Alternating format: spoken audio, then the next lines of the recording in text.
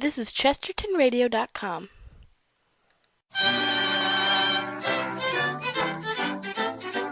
And here's the cinnamon bell.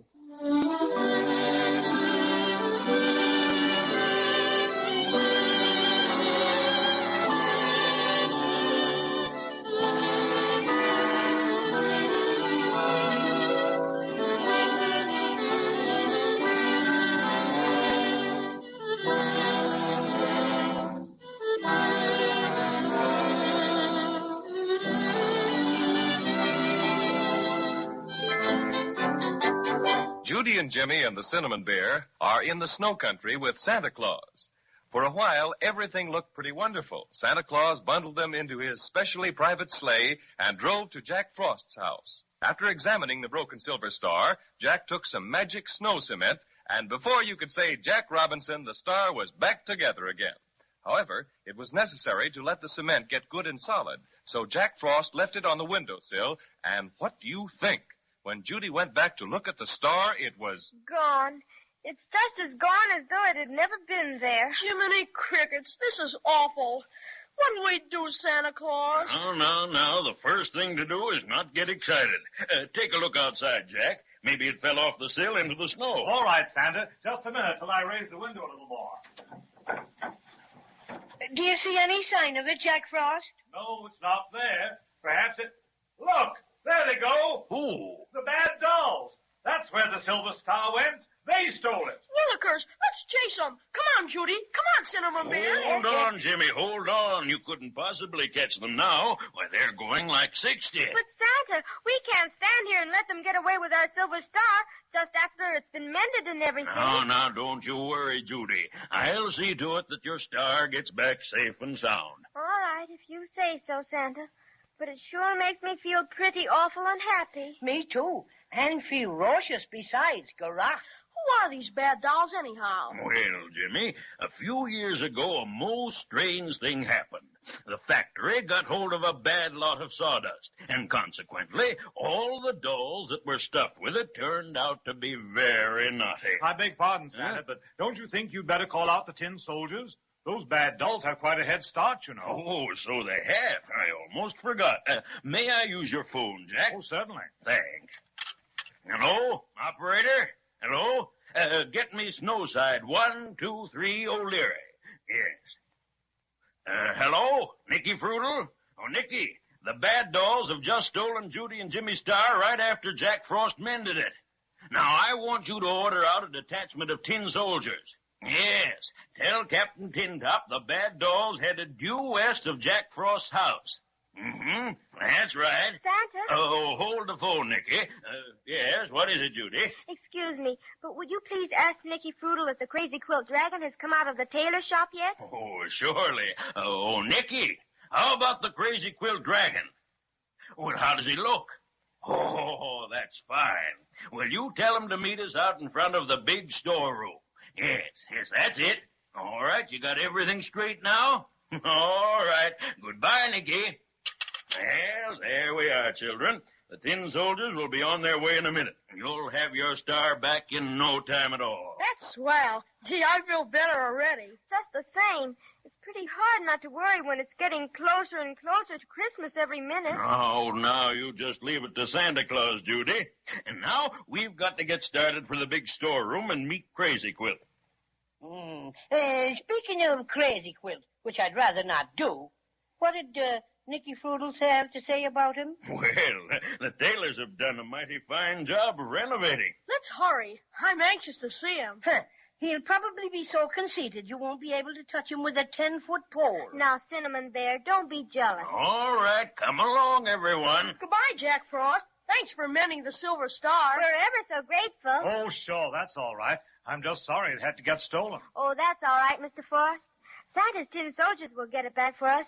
And don't forget, next time you're visiting the world, you just stop at our house and I'll have Mother show you how to frost a chocolate cake. You bet I will, Judy. Well, goodbye, everybody. Goodbye, Jack Frost. Goodbye. It's pretty cold out here.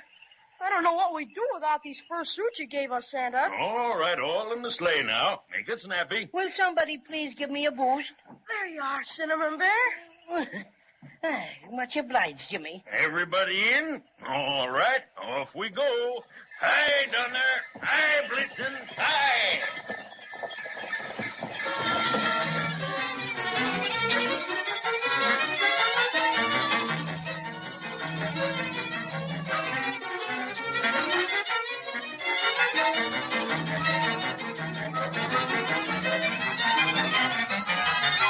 And here we are.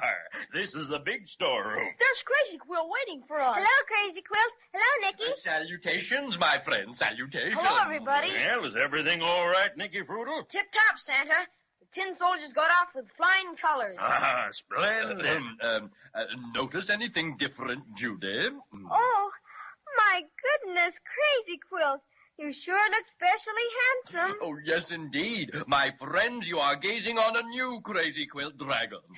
Looks like the same old stuff to me. Here, let me see. Well, they did a good job, all right. Turn around. Turn around. There. Why, your patches look just like new. Oh, me, yes. I'm thrilled no end. Boy, and you've got a brand new bow around your neck. It's sure a humdinger, Crazy Quilt. I guess he's not the only one who has a bow. Of course not, Patio Cinnamon. You have a lovely green one. Green, very common color green. Now, my bow. Orange, that's what it is. Orange, a yellowy orange. It is indeed it's scarlet, so there. Well, whatever it is, they sure took you to the cleaners, all right. Too bad they didn't dry clean your crazy quiltish brains while they were at it. Here. No quibbling, please. Oh, don't mind them, Santa. They always act like that. Oh, I see. Well, what do you say we just forget about it, and we'll take a look around in the storeroom, huh? Right this way. Goodness me. Just look at all the little pianos and horns and things. Hundreds of them. Ah, this is the music department. Ah, music. You don't happen to have a spare tuba around, do you, Santa? Used to play in the Dragon Military Band, you know. So that's why you're such a windbag, huh, Crazy? Here I am, Santa. Everything's taken care of. Good. Now, where's that special piano job, Nicky? I'd like to look it over. It's this one right over here. I'll take the cover off. Ooh, a little white piano. Oh, it's beautiful. Very nice. But it should be tested before we pack it, Nicky. If I'm not intruding, Santa, I'd be glad to do the honors. All right, Patio Cinnamon. We'd love to hear you play. Wouldn't we, Nicky Fruitle? Indeed we would. Piano player, huh? Sissy stuff. Don't pay any attention to him, Cinnamon Bear. Go right ahead.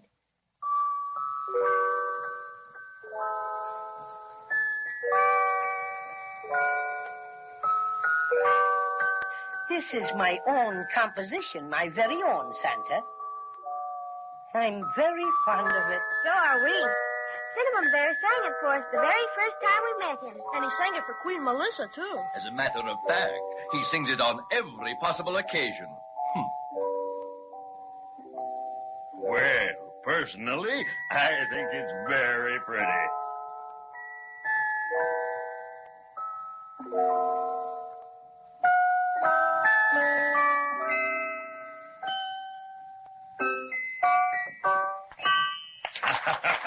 Very well done. Thank you, Patio Cinnamon. You're a real artist. Much obliged, Nicky. Now, if you don't mind, I think I'll browse around a bit. May we look at anything we like, Santa? Why, certainly, Judy. Anything that isn't wrapped up. Gee, Judy, take a look at this peachy trumpet. Are you positive you have no tubas about, Santa? Oh, plenty of them, Crazy Quilt. But none your size. Oh, how unfortunate. You're really missing a treat. Some consider me a virtuoso. Oh, Why, Santa, what are all these toy soldiers doing here? I thought this was just the music department. Well, those are musical soldiers, Judy. They play in the toy band. You'll hear them when we have the big inspection. Where's Cinnamon Bear, Judy? Why, Now, where did he go? Oh, he probably wandered off by himself. Never mind, though. He won't get in any trouble around here. Oh, I don't know about that, Nicky Fruitle. Paddy's middle name is Trouble. Well, then, we'd better start looking for him. Don't see him anywhere around. Perhaps he went into one of the other rooms. Where does this door lead to, Santa? Oh, that's the Christmas sticker supply room. And let's see if he's wanted in there. My word, what a collection of Christmas stickers and tags piled clear to the ceiling. Aren't they pretty? I don't think I ever saw such beautiful ones. What's that? There's something under this pile of stickers. Here, let's see what this is all about. It's Cinnamon Bear. I've got his leg. Help me pull him out, Nicky. Oh, this is rich. He's covered from head to foot with stickers. Come on, everybody. Let's pull them off for him. Look, there's a great big sticker right across Patty's mouth, and it says, "Do not open till Christmas." Oh, no, that's too much to ask. I doubt if our cinnamon friend could keep his mouth shut until Christmas, even though it isn't very far off. Well, here goes. Oh, well, what a life. Everything's again me. How did all this happen, Mr. Cinnamon Bear? Just looking around, minding me own business, that's all. Guess I was still a bit damp from the snow, and when that big pile of stickers toppled over on me... Just minding your own business, eh? My little stuck-up fellow. Oh, what a sight you are. Calling Santa Claus. Calling Santa Claus. Excuse me, please. Santa Claus speaking. What is it? Captain Tintop has just reported skirmish with the bad dolls in the icicle forest. Yes, go on. Due to snowstorm, have had unexpected setback. Need reinforcements immediately. Bad dolls are much more stubborn than usual. Seems to be someone helping them. A scout reported that they are being led by a strange creature never seen before in the snow country. Couldn't tell much about it, but it was all green. That is all, Davy Twist.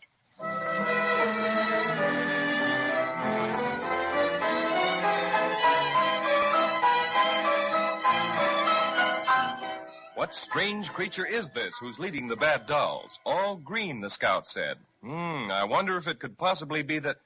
Oh, well, we'll just have to wait till next time to find out.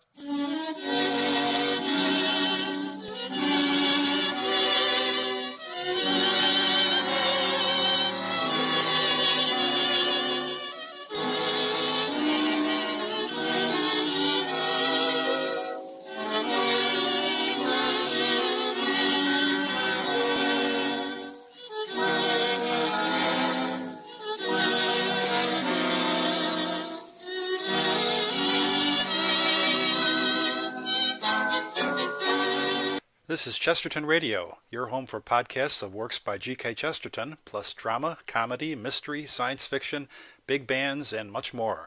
The soundtrack to your Chesterton day at chestertonradio.com. The Kraft Foods Company presents Willard Waterman as the Great Gildersleeve.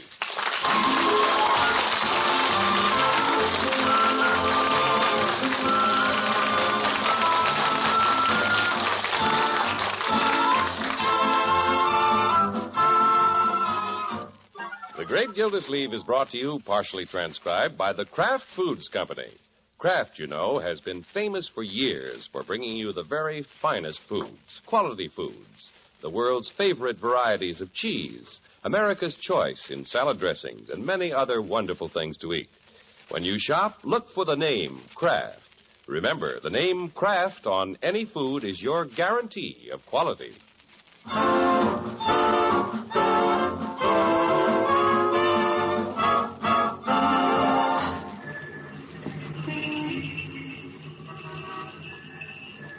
Well, it's a crisp, cold night in Summerfield. Here and there, a lighted Christmas tree glows warmly in a window. Holly wreaths have begun to appear. The ground is white with new snow, and it's still falling. Big, fat flakes that cling to the porches and to the trees and to the brim of the great Gildersleeve's hat as he hurries down his front steps, ventures cautiously onto the slippery walk, then strides gaily across the street toward Mr. Bullard's house. Deck the halls with boughs of holly, fa la la la la la la la la. 'Tis the season to be jolly, fa la la la la la la la la. Don we what? Where you going? Well, Leroy, I'm going to see Paula. Mrs. Winthrop this evening. Did you get an official pass from Mr. Bullard to call on his sister? Leroy, I don't need a pass. It's Christmas. I think I'll go with you, Unc. But... I'll sit and talk to Babs while you talk to her mother. The couch in front of the fireplace is a 4-seater. Now, Leroy, you can see Babs anytime. Just kidding, Unc. I'll bow out. You need all the breaks you can get anyway. What's this? Well, you haven't seen Mrs. Winthrop much since that rival blew into town. Oh, that fellow Bruce Pendleton. Yeah. Brucey. That's what she calls him. Yofer. Competition, Unc. Leroy, he's just in town for the holidays. He's staying at Mr. Bullard's club. I'm sure he's as much Mr. Bullard's friend as he is Paula's. Yeah? I don't think he'd take so long on the porch these nights if he was just saying goodnight to Mr. Bullard. I'd better hurry right over there. Good luck, Unc. Thank you, my boy. Yeah, I can meet the competition. I can take my time saying goodnight, too.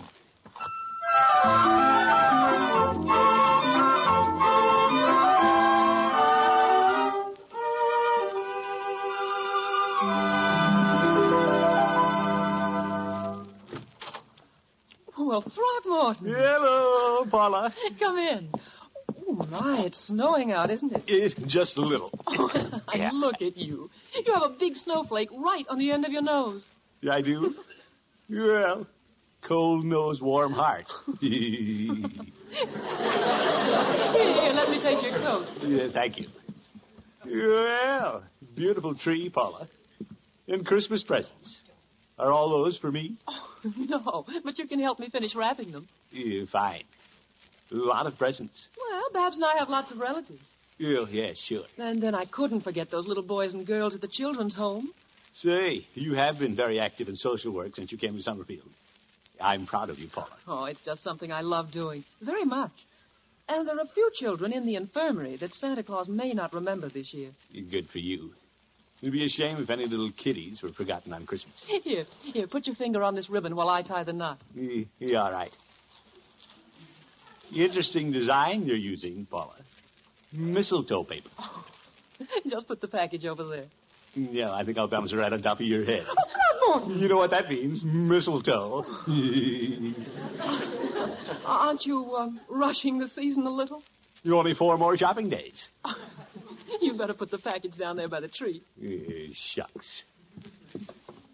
Say, here's a fancy-looking package. I think that's my gift from Babs. Oh, she couldn't wait, huh? Here, let me shake this. I bet I can guess what's in it. Oh, now, Throckmorton. Oop. Card fell off. Oh, dear. Well, isn't that just like Babs? To the dearest girl I know, Bruce. Bruce! Throckmorton, give me the package. That one isn't from Babs. No, guess not. Bruce Pendleton, pushy out-of-towners. I can hardly wait to open his present. He always thinks of the most original things. Well, I haven't brought you my present yet. I'm liable to think of something pretty original, too. Oh, give me a hint. A hint? Well... Bruce keeps teasing me about what's in this package. Yeah, he does he? All he'll tell me is that it starts with a P. For Paula. Isn't that clever? Well, I guess there's a fine line between being clever and being corny. Now, Throckmorton, he's very ingenious. In fact, the mistletoe paper was his idea. It was?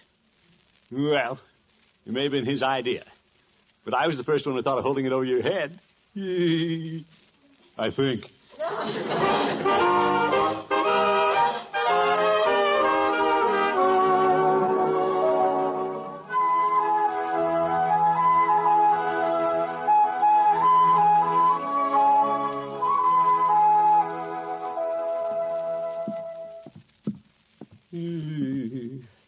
Couldn't sleep last night.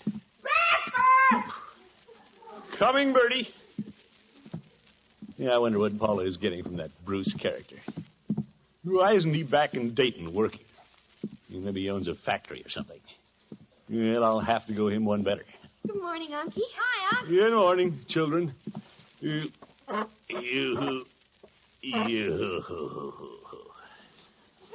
Where's Bronco? Oh, he grabbed a donut and ran off to shop for the twins. Oh? Uh-huh. He has to play Santa this year, you know. Oh, yes. Oh, the twins are so excited.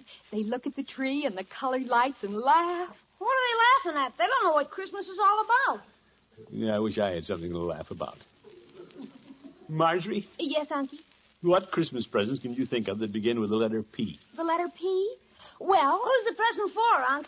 A little nephew pal of yours spelled P-A-L? Hardly, Leroy. I was thinking of something for a young lady. Oh, you mean me? We'll get around to you children later. There's a present under Paula Winthrop's tree, and it starts with the letter P. I'm trying to figure out what it is. Uh-huh. It's her present from Brucey, isn't it? Well, yes. Well, if it's from your rival, why do you want to know what's in it, Unky? Well, I don't want to give her the same present. I'd like to give her something a little better. Well, if it starts with a P, maybe it's perfume. Yeah, it's a big package. Have to be pretty cheap perfume. I'll bet it's a Palomino pony. Leroy. Like some hot coffee, Mr. Gildersleeve? Thank you, Bertie. Could it be perfume? No, sir. This is coffee. Yes. Bertie, we're trying to think of some gift a woman would like, starting with the letter P. Something for a woman? How about petticoat? He wouldn't dare. Any other ideas, Bertie? Well, it could be something for the kitchen. Let's see, pot, pan, percolator? Bertie, this is a present for Mrs. Winthrop. Yes, sir. And you say it starts with the letter P. Oh, I got it, Mr. Gildersleeve. You have? I know something she likes. Philadelphia cream cheese. Oh, my goodness. What a crafty answer.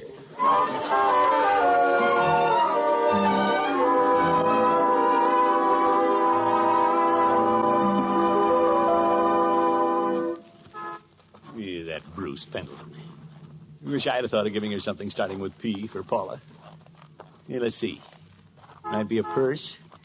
Or a string of pearls. Water commissioner, you're getting in over your head. Well, good morning, Gildy. Well, the Honorable Judge Hooker. Good morning, Horace. You were walking along with a faraway look in your eye, dreaming of a white Christmas.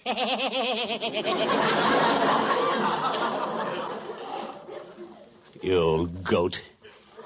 Yeah, I'm trying to get an idea about a Christmas present for Mrs. Winthrop, Horace. Oh? Well, I came down to hear the Craft Choral Club. They're going to sing under the community Christmas tree. Oh, yes. Let's get a little closer. Yeah. I've been so worried about Paula's Christmas present, I almost forgot they were in town. They came all the way from Chicago, Gildy. Yeah, I know, Judge. Say, there's a lot of them. Wonder who makes the cheese while they're on tour. Shh. They're about to sing. Ladies and gentlemen, at this Christmas season, it is our pleasure to present the Craft Choral Club under the direction of Gerhard Schroth.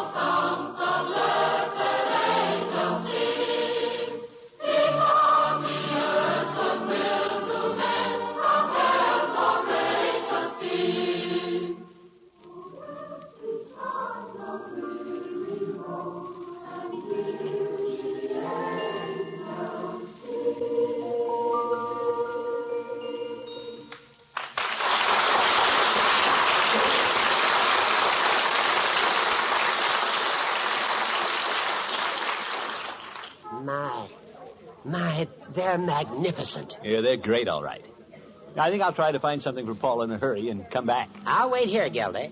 In fact, I may go up and sing with them. Please, not that, Judge.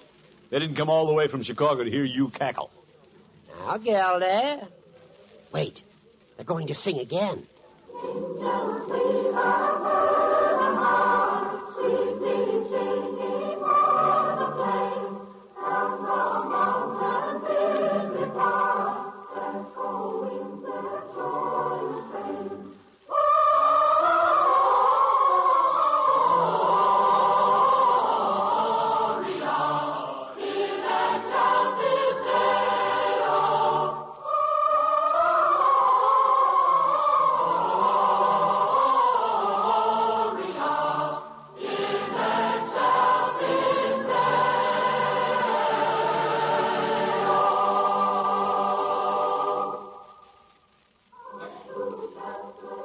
fine group, Horace.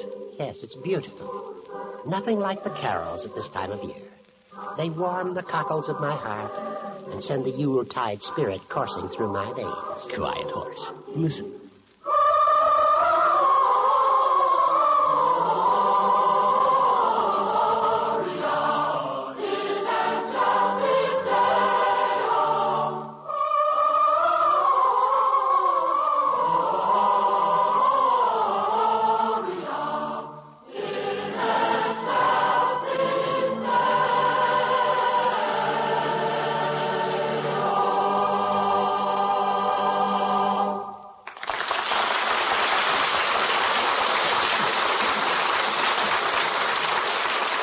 The great Gildersleeve continues his search for a Christmas present in just a moment.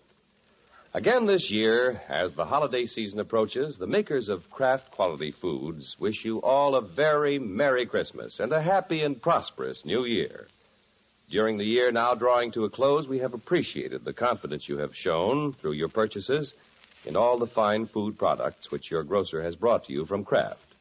You may be sure that Kraft products will continue to merit your confidence in the future, as they have in the past, and that the Kraft name on any label will continue to be your guide to the very finest in foods.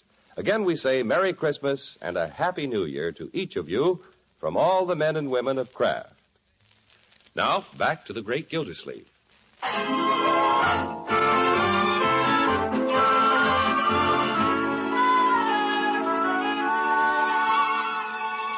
Well, there's a fancy Christmas package under the tree at Paula Winthrop's house from Gildersleeve's out-of-town rival. What's in it? That's what the water commissioner would like to know. Whatever it is, I'll get her something better. He may have the edge of me saying goodbye on the porch, but by George, I'll beat him under the Christmas tree. Yeah, I'll go all out. Hello, Peavy. Hello, Mr. Gildersleeve. What can I do for you this afternoon? Yeah, I'm looking for a Christmas present, Peavy. For a lady. Something extra special. A gift for Mrs. Winthrop, is it? You bet. That sneaky Pendleton fellow bought her something that looks pretty nice. And I'm going to go him one better. I'm going to get her something so beautiful and so clever, it'll make him look silly. My, giving you trouble, is he? Well, I guess Paul is impressed with the guy because he came all the way from Dayton to see her. Well, that does take more of an effort than just walking across the street the way you do. Any ideas, Peavy? Well, you might go to Dayton and come back. No, Peavy. I want suggestions about a gift. Well, what did she like? Has she dropped any hints? No. She's been too busy planning a nice Christmas for the children's home. She spends a lot of time over there. Oh, that's nice. There must be something clever and original I can get for her, Peavy. Does she like sweetmeats? Sweetmeats? We have some very attractive boxes of candied prunes, quite healthful, too. No, Peavy. Well, how about some musical bath salts? No. Well, how about a nice set of bass scales? Women like to weigh themselves, you know. No. Mr. Gildersleeve, you're rather hard to please. Yep. Peavy, I've got to get something different. Something original. Now, you've had plenty of experience at this Christmas thing. That's true. You've been buying Christmas presents for Mrs. Peavy for 20 years. Yes, I have. Well, certainly, after all that time, a man should know what it takes to please a woman. No, I wouldn't say that. Oh, my goodness. I can see you're going to be no help at all, Peavy. I'm going over to Hogan Brothers. That's a good idea. And happy shopping, Mr. Gildersleeve. Happy shopping.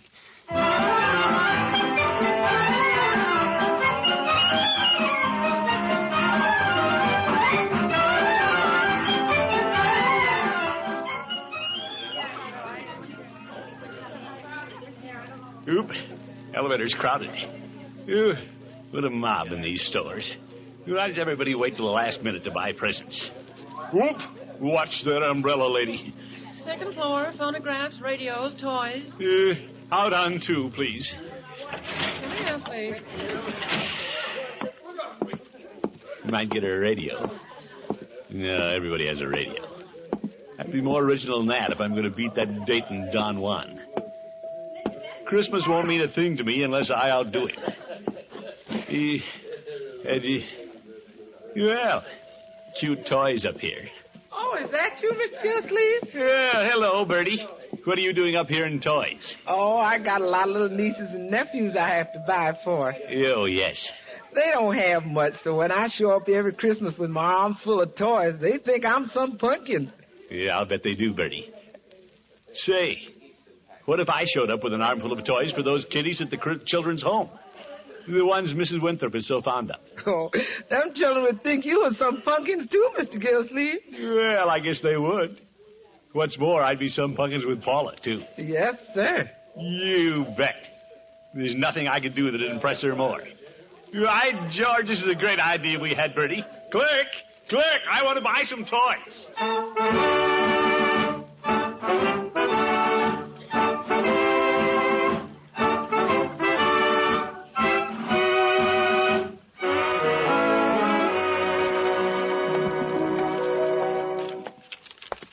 I wonder where all the kids are. Yeah, Paula's car is parked out in front. But, say, I'll bet she's in the infirmary. Well, I'll walk in on them, pass out these toys to the little kiddies, and tell Paula this is my Christmas present to her. What can she say? Except that I'm the greatest guy in the world. And this'll fix that Bruce Pendleton. You can never top this. Well, here we are. I see some children. Hello, kiddies. Hello. Hello. Where's Mrs. Winthrop? She'll be back. She went to get us some orange juice. Oh. Where are all the rest of the children? They got taken downtown. They did? Yeah, to see the big Christmas tree. All that were able to go. I see. Well, I'll just put these packages down and wait for Mrs. Winthrop. Are you Santa Claus? Me? No, he's not Santa Claus. He hasn't got a white beard. But he's nice and fat. Yeah, but he's not Santa Claus. Santa Claus never comes around here. No, wait a minute, young fellow. I'm sort of a Santa Claus. I brought all these presents to you children. For us, honest and truly? Oh, boy. You see, Tommy, he is Santa Claus. Oh, boy, I gotta come over and see him. Tommy's lucky. He's in a wheelchair. Oh. Well, I'll bring the presents around to your little bed when Mrs. Winthrop comes. I want to open mine now. No, wait a minute, Tommy. You shouldn't open presents until Christmas. I don't want to open mine until Christmas. I just want to dream about what's in them. That's the idea, little girl. While we're waiting for Mrs. Winthrop, will you read us a Christmas story? Christmas story? That's what she was doing. Yeah, in that book. Well, I like stories. I used to read them to my niece and nephew. Here, let's see what we have here. Why the Chimes Rang by Raymond MacDonald Alden. I like that one. I don't know it. Well, I've been in here longer than you have. Yes. Well, let's read it. We don't have much time. Once upon a time, in a faraway country, there was a wonderful church. It stood on a high hill in the midst of a great city. And every Sunday, as well as on sacred days like Christmas, thousands of people climbed the hill to its great archways, looking like lines of ants all moving in the same direction. They don't allow ants in here. Stop interrupting, Tommy. Yes, you must listen, Tommy. Now, all the people knew that at the top of the tower was a chime of Christmas bells. They'd hung up there ever since the church had been built, and were the most beautiful bells in the world. Some described them as sounding like angels far up in the sky. Others as sounding like strange winds singing through the trees. But for many years, they had never been heard. Why didn't the bells ring? Well, we're coming to that.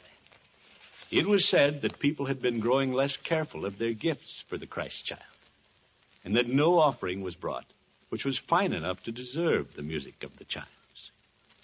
Every Christmas Eve, people still crowded to the altar, each one trying to bring some gift better than any other.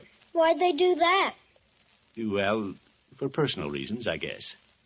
They were trying to make a big impression. Oh. Now, where were we? Oh, yes.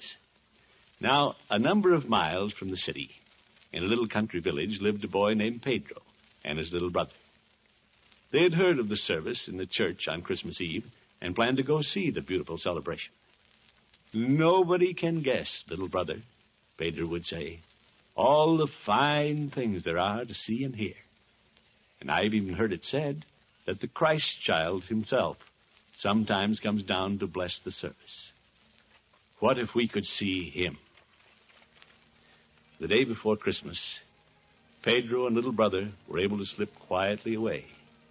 And although the walking was hard in the frosty air, before nightfall they had trudged so far, hand in hand, that they saw the lights of the big city just ahead of them. They were about to enter one of the great gates in the wall that surrounded it, when they saw something dark on the snow near their path, and stepped aside to look at it. What was it? Well, let's see. There by the path was a poor woman who had fallen in the snow, too sick and tired to get in, where she might have found shelter. Oh. Pedro knelt down beside her. "You will have to go on alone, little brother," he said. "Alone?" cried little brother. "But you will not see the Christmas festival." "No," said Pedro, and he could not keep back a bit of choking sound in his throat. "See this poor woman?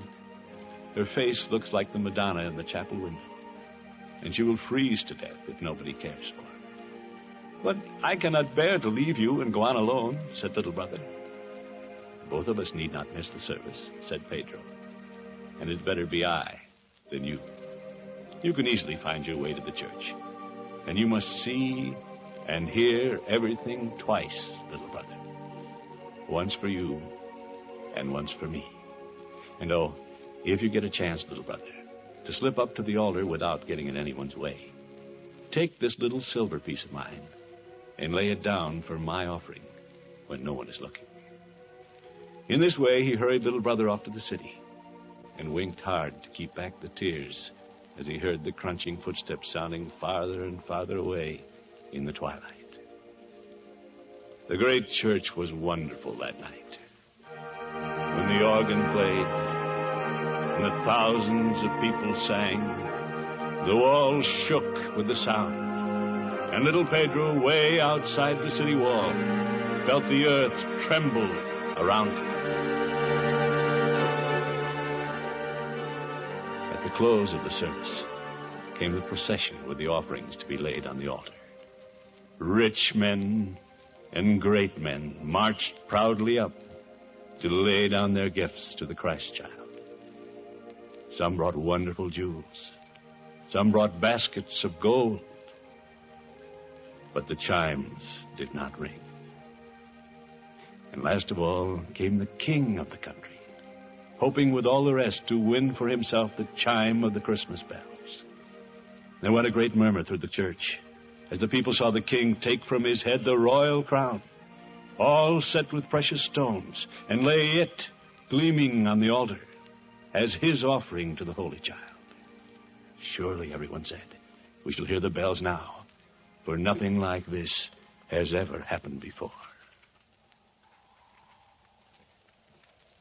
But still, only the cold old wind was heard in the tower. And the people shook their heads. And some of them said, as they had said before, that they never really believed the story of the chimes, and doubted if they ever rang at all. Suddenly, everyone looked at the old minister, who was standing by the altar holding up his hand for silence. Not a sound could be heard from anyone in the church, but as all the people strained their ears to listen, there came, softly but distinctly, swinging through the air, the sound of the chimes in the tower. So far away, and yet so clear the music seemed. So much sweeter were the notes than anything that had been heard before, rising and falling away up there in the sky, that the people in the church sat for a moment, as still as though something held each of them by the shoulders. Then they all stood up together and stared straight at the altar to see what great gift had awakened the long silent bells. But all that the nearest of them saw was the childish figure of little brother, who had crept softly down the aisle when no one was looking, and had laid Pedro's little piece of silver on the altar. That's a wonderful story. Why did the bells ring when little brother laid the piece of silver on the altar? Well, Why didn't they ring when the great men brought jewels and things? well, like the book said, each one was trying to bring some gift better than any other. Those men were trying to outdo each other, while little Pedro gave out of the goodness of his heart. He didn't have any ulterior motive. Ulterior motive? What's that? Well, I guess that's what I had when I came in here. That's Mrs. Winthrop coming. It is? Yeah. I guess I'll be going. Aren't you going to wait and see Mrs. Winthrop? Where are you going, mister? Well, I think I'll sneak out this side door. But how'll she know who brought the presents? Well, that's not important anymore. Merry Christmas. Thanks. Merry Christmas. Merry Christmas. I'll tiptoe down the back steps.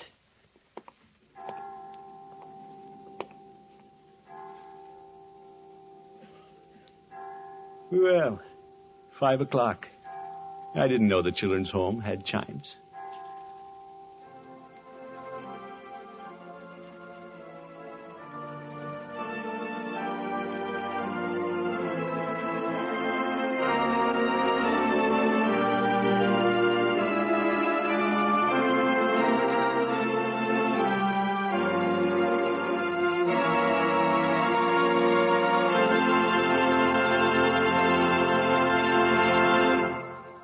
Merry Christmas, everybody.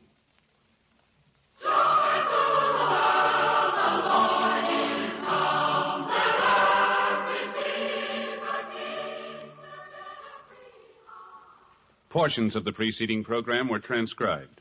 Groucho Marx, you bet your life, he's on NBC.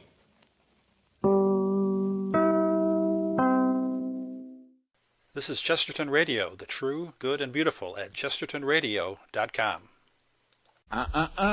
Don't turn that dial. This is the right station if you want to hear about Jonathan Thomas and his Christmas on the Moon.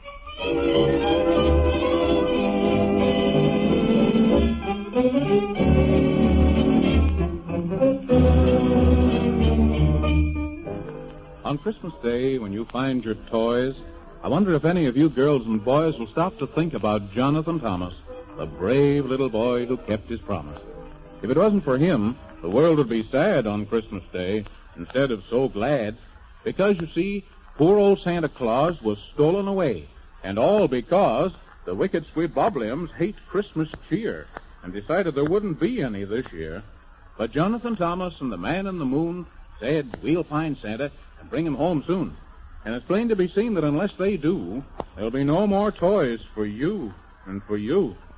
So they jumped upon Gorgonzola the horse, who said he would try to keep the right course, and away they went through the desert of sand, on the dangerous road to Squeebublian land. They passed through a country of giants and gnomes, and the nightmare forest, where the wild wind moans, past the dragon's cave, and the home of the toad, and they never once got off of the road. But they've had such a time with a wicked old witch, who rules o'er a land called Rumpelstitch.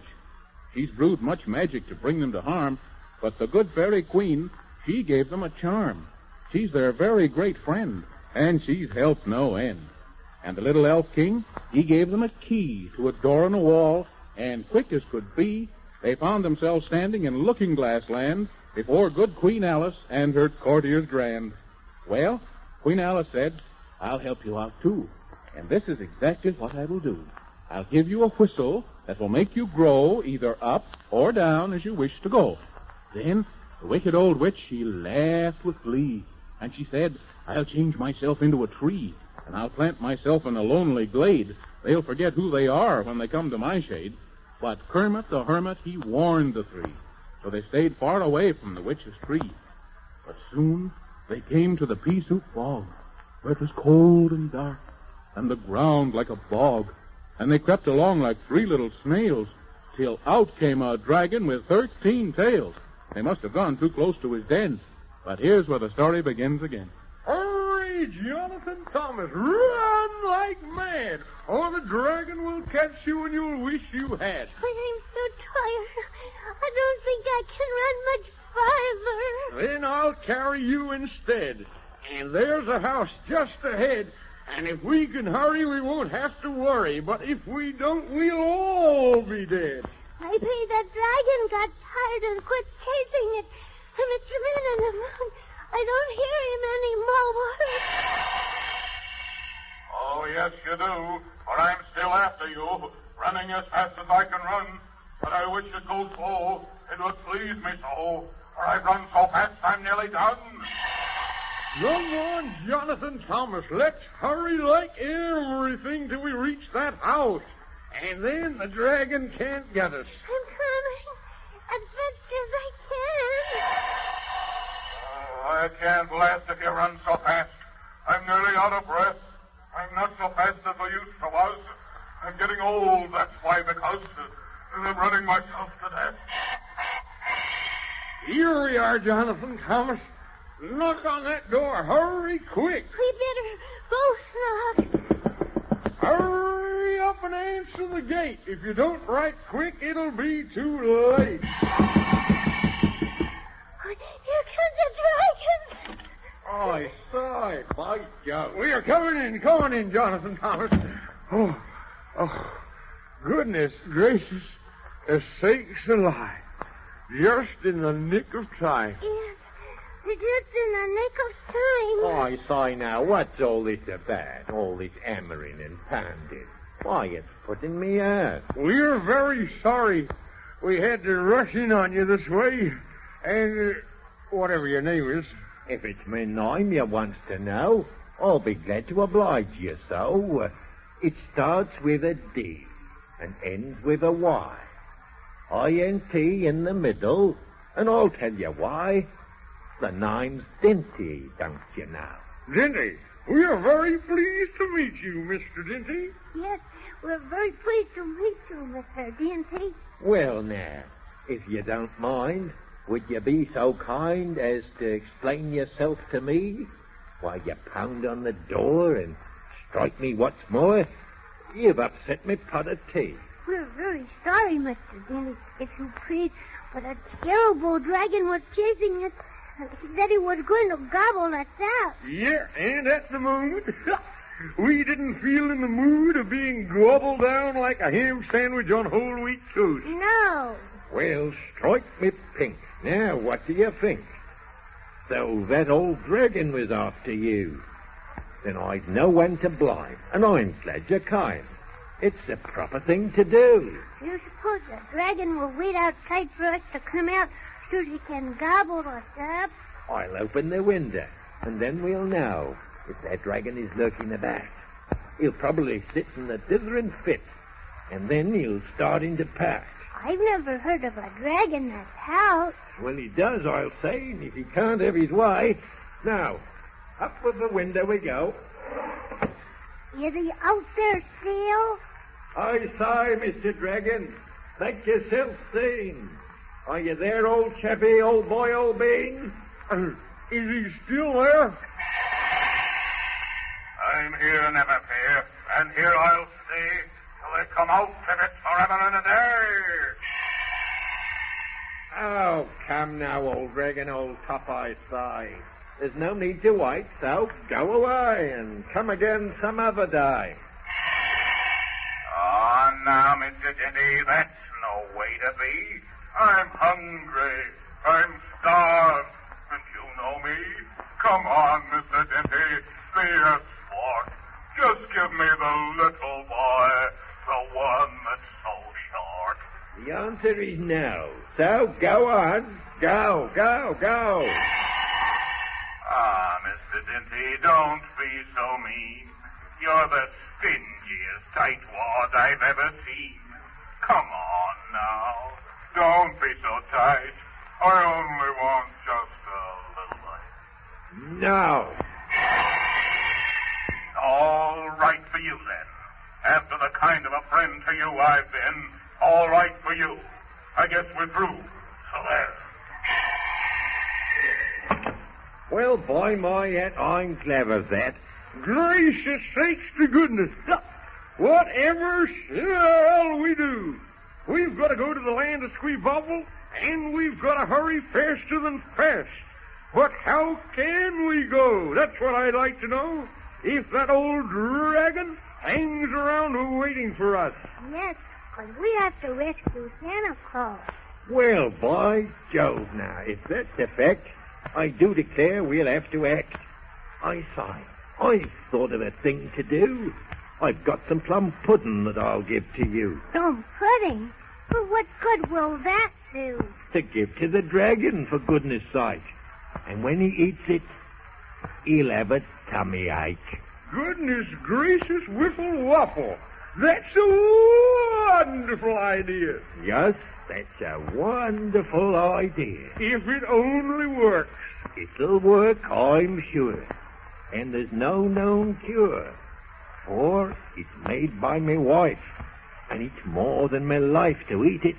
Here, take the old pan, and go as quickly as you can, and when the dragon stops you, well, I suppose I needn't tell you what to do. Oh, thank you very much, Mr. Dinty. We are very much obliged. You're not as obliged as I. That's the truth, and nary a lie.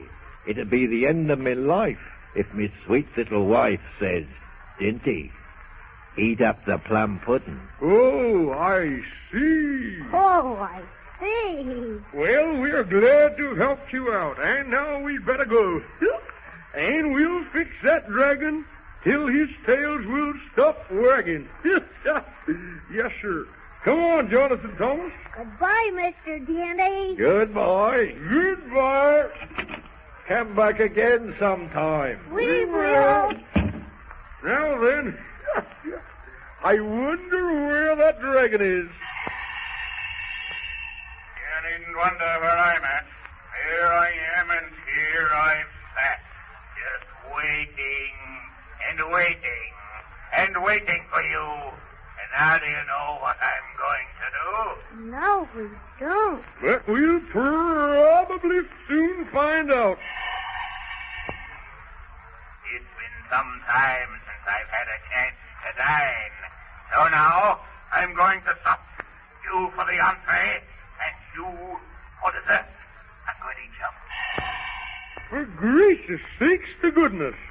That's not very kind of you, but kindly is as kindly does. So I'll tell you what we'll do. Everyone knows that your appetite grows if first you eat some plum pudding. Did you say plum pudding? Of course. Of course. Well, that's very kind of you. I don't mind if I do. Right here, if you please, Mr. Dragon. Plum pudding. I love it so. And down my throat it'll quickly go.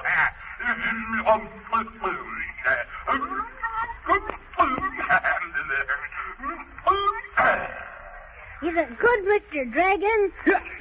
As good as it should. It's the best I've ate. It's wonderful cake. And I... Oh, what's the trouble? Oh, I've got the tummy ache. Come on, Jonathan Thomas. Now's our chance to run! Wait!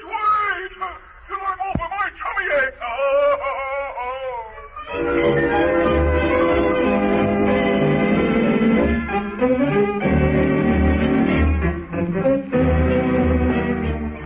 Well, I've always been sorry when somebody got the tummy ache, but I am certainly not sorry that old dragon got the tummy ache, because if he hadn't, what in the world would have happened to Jonathan Thomas and the Man in the Moon? But say, I wonder what'll happen next. Don't forget to listen to the next story of Jonathan Thomas and his Christmas on the Moon, will you? I won't. You were listening to Chesterton Radio at chestertonradio.com. This is chestertonradio.com.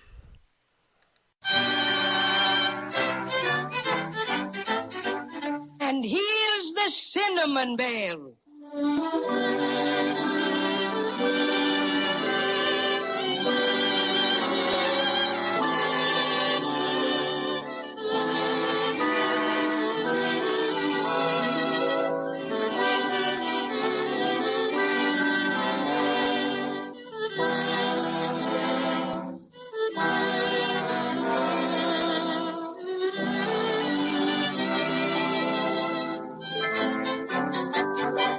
Christmas so near at hand, it's hard not to worry about Judy and Jimmy and their search for the Silver Star.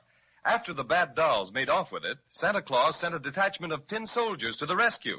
But the tin soldiers had met with unexpected reversals because the bad dolls were being led by someone never before seen in the snow country, a strange green-colored creature whose identity was unknown. But let's listen to Judy, who seems to have some definite ideas on the subject. Oh, green? My goodness, that sounds like... no, Judy. That just couldn't be possible. Calling Santa Claus. Calling Santa Claus. Yes, what is it now? A maybegram just received from Queen Melissa of Maybeland. Quote, warning, citizens of Snowland, Santa Claus, Judy, and Jimmy, be on lookout for Wintergreen Witch. Oh, Jimmy, I was right. Escaped from Looking Glass Valley, assisted by another witch with black cat tattooed on left elbow. Wintergreen last seen flying over bottomless abyss on broomstick, headed for the snow country. Beware, she is dangerous, unquote. Oh, dear. Are we going to have trouble with that awful old witch again? I thought Melissa had gotten rid of her for good. Oh, come, don't get upset, my friends. I think we can take care of the lady. And Nicky, run over to the airport and order them to send out 10 airplanes. And tell them to communicate with me if they need additional men or supplies. And, oh yes, one more thing, Nicky. I want you to go over there. You do? Well, what about the, Oh, that'll be easy. You just tell them. What goes on here? You'll find out soon enough, friend Crazy Quilt. Is that all, Santa Claus? Yes, I think so, Nicky. You sure you have everything straight? I think so. And you'd better hurry. I have a little surprise for Judy and Jimmy, and I'll need you. Right. I'll be back in a jiffy. Now, of course, you children may not care for surprises, or do you? Of course we do, Santa. Well, if you're sure you do, close your eyes, all of you. Am I to be included in this, what do you think is going to happen, business? Why, certainly. And Patio Cinnamon, too. Oh, my. I do hope it's cinnamon buns. Always thinking of your tummy. Now, no peeking there, Crazy Quilt. Keep those purple patch eyelids closed tight. Now, I'll take hold of your hand, Judy, and yours, Jimmy. Well, how about me, Santa? It's dark in here. In where? In here. Well, what I mean is it's dark inside me when I got my eyes closed. Well, you and Crazy Quilt can hang on to Judy and Jimmy's free hands. Just a minute. There we are. We're all set. All right, now. Come along. My goodness, but this is exciting. Where do you suppose he's taking us? I've no idea, Judy. Utterly no idea. Ow! I bumped into a step or something that time. Do we go up, Santa? Yes, Jimmy, just a few steps. And how easy there. Just a few. Take it easy, everybody. Here we are. Now we can all sit down. Oh, my extra special stuffing. Oh. What's the matter, Cinnamon Bear? Did you fall? No, I just sat down where there wasn't anything to sit on, that's all. Oh, just a minute, Patio Cinnamon. Just a minute. There you are. You comfy? Yes, thanks. There, that's something like it. Would it be permissible to open our eyes now, Santa Claus? Oh, no, not just yet. I'll tell you when. All right, Major Muffy, carry on.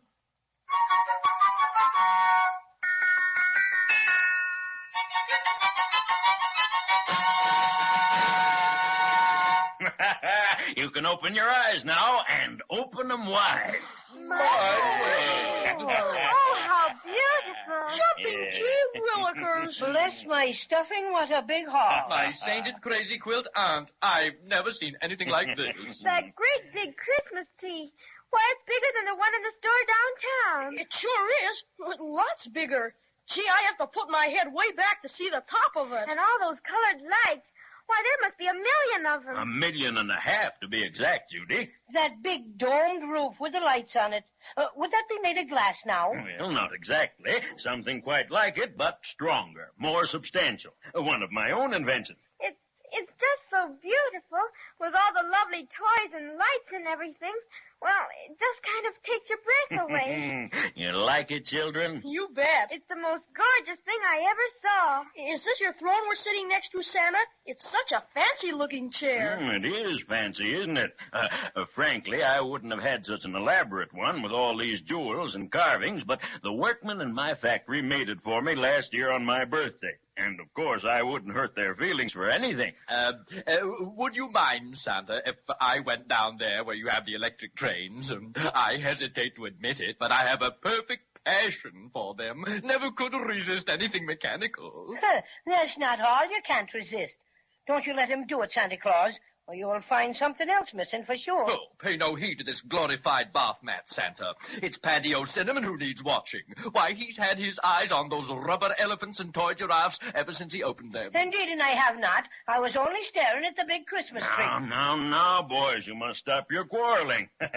I think the best way for us to see all the toys is to take a little ride in my miniature train. Gee willikers, Santa. Have you got a train you can ride in and everything? I certainly have, Jimmy. And what's more, I'm going to let you drive it for us. Come along now. Gee, that's swell. Did you hear that, Judy? I'm going to drive the train. Oh, it's wonderful. Everything's wonderful. Hurry up, Cinnamon Bear.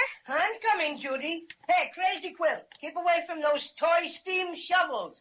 You're apt to get your face lifted. All right, here's the train, Jimmy. Right over behind the Christmas tree. Gee, it's a pip. Why, it's just like a locomotive almost. How does it run? Well, I'll show you in a minute. Now, Judy, you just get in the cab with Jimmy. I'll sit right behind you, and Patio Cinnamon can share the back seat with Crazy Quilt. Oh, I have to sit with him, huh? Too bad you haven't got a caboose, Santa Claus. That's where Crazy belongs. Is that so? Well, I'll have All you go. right, everybody ready?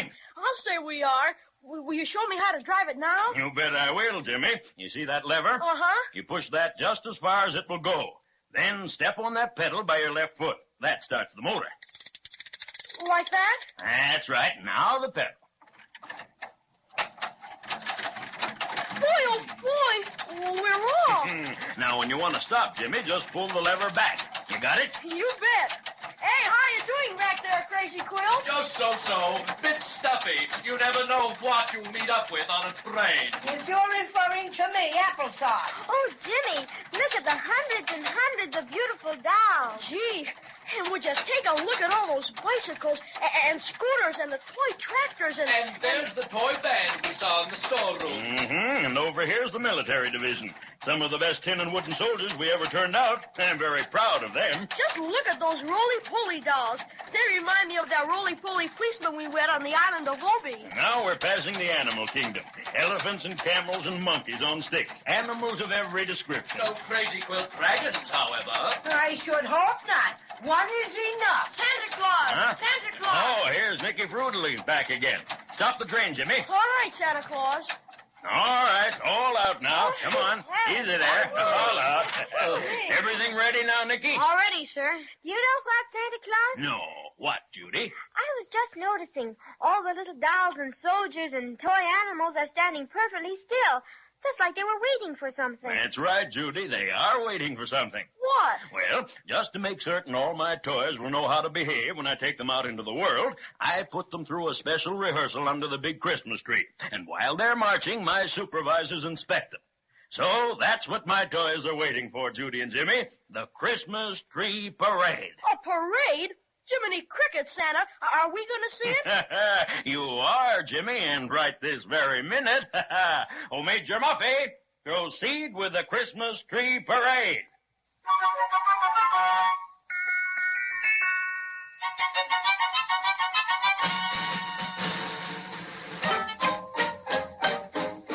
Rat-a-tat-tat, the bugle has blown and summoned us into line. Boom, boom, the buttons on our uniforms are polished till they shine. Are polished till they shine. Now the general is giving commands. All in. And the call for attention is made. Attention. And everyone is ready for the Christmas tree.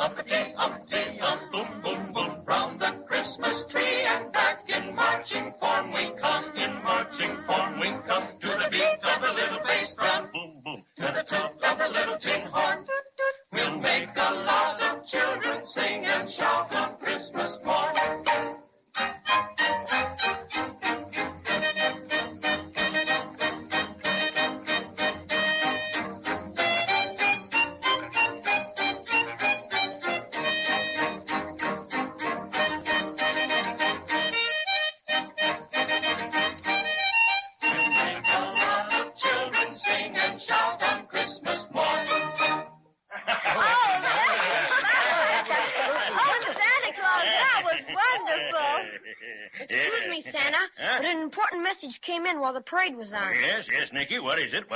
Captain Tintop is waiting in your office. Captain Tintop? Yes, sir. And he's got the Silver Star.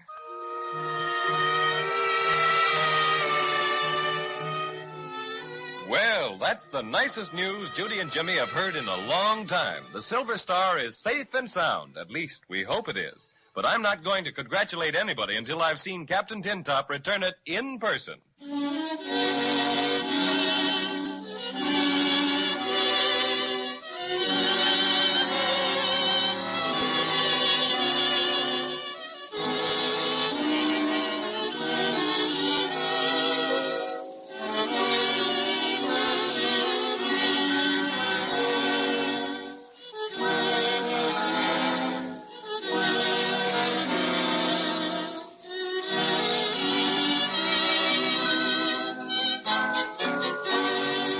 This is Chesterton Radio, your home for podcasts of works by G.K. Chesterton, plus drama, comedy, mystery, science fiction, big bands, and much more.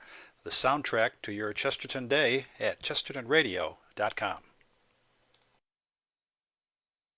Cavalcade of America, presented by DuPont.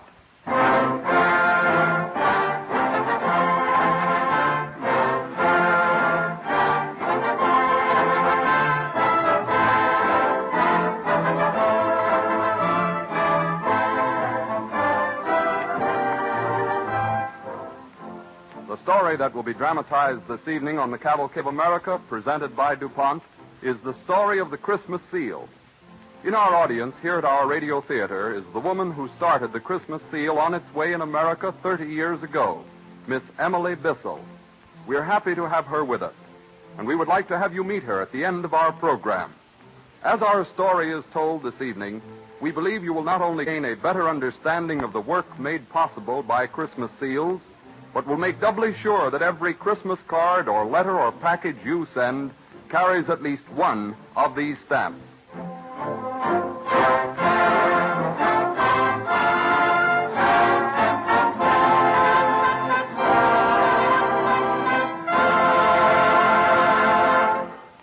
As our overture, Don Voorhees and the DuPont Cavalcade Orchestra bring us a selection of Cole Porter's music from the new motion picture Born to Dance.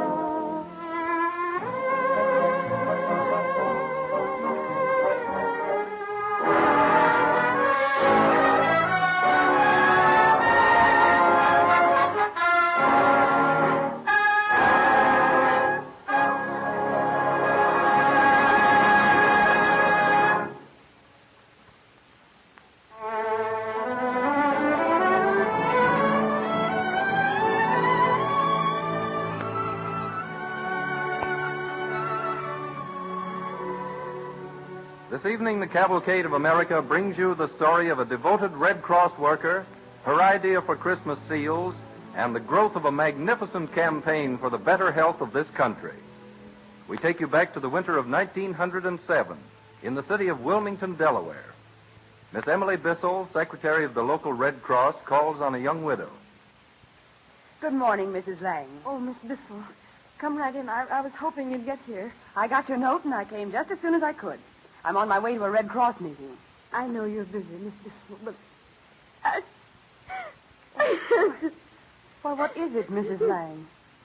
Not bad news about Carrie. No, it isn't that. The baby's fine. All she needed was to get to the country, to have fresh air and better food than I could afford to give her. Oh, I'm so glad she's doing well, Mrs. Lang. You know, I think that 3 or 4 months in our pavilion will send her back to you greatly improved in health. I hope so. Miss Bissell, the thing we're afraid of has happened. Oh. The doctor said yesterday that Johnny has one lung affected, too. Oh, Mrs. Lang, I'm so sorry. Poor, brave little Johnny. All day yesterday, I tried to realize it. Miss Bissell, since my husband died 2 years ago, and my little girl got sick, now my boy, it doesn't seem fair. Now, you mustn't despair like this. After all, we were afraid of it. We didn't get Carrie away from this house here soon enough. But he was always so strong. I never thought that he could... Well, we'll get Johnny out to the pavilion right away. Today, if I can manage it. Well, that's the trouble. Johnny can't go. Why not? The doctor said he couldn't.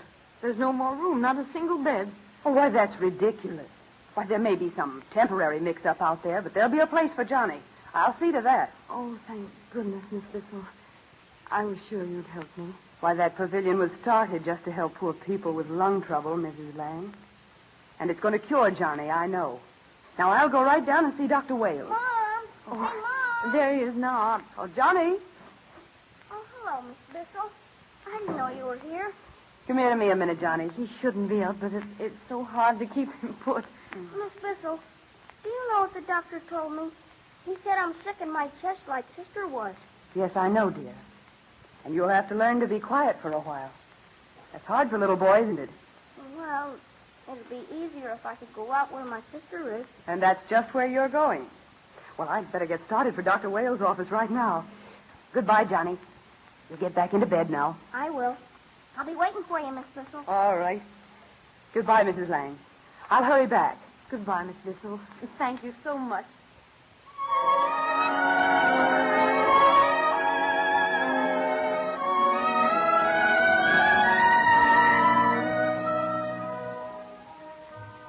Determined to see that Johnny is not denied the opportunity of entering the pavilion, young Miss Bissell hurries to Dr. Wales' office.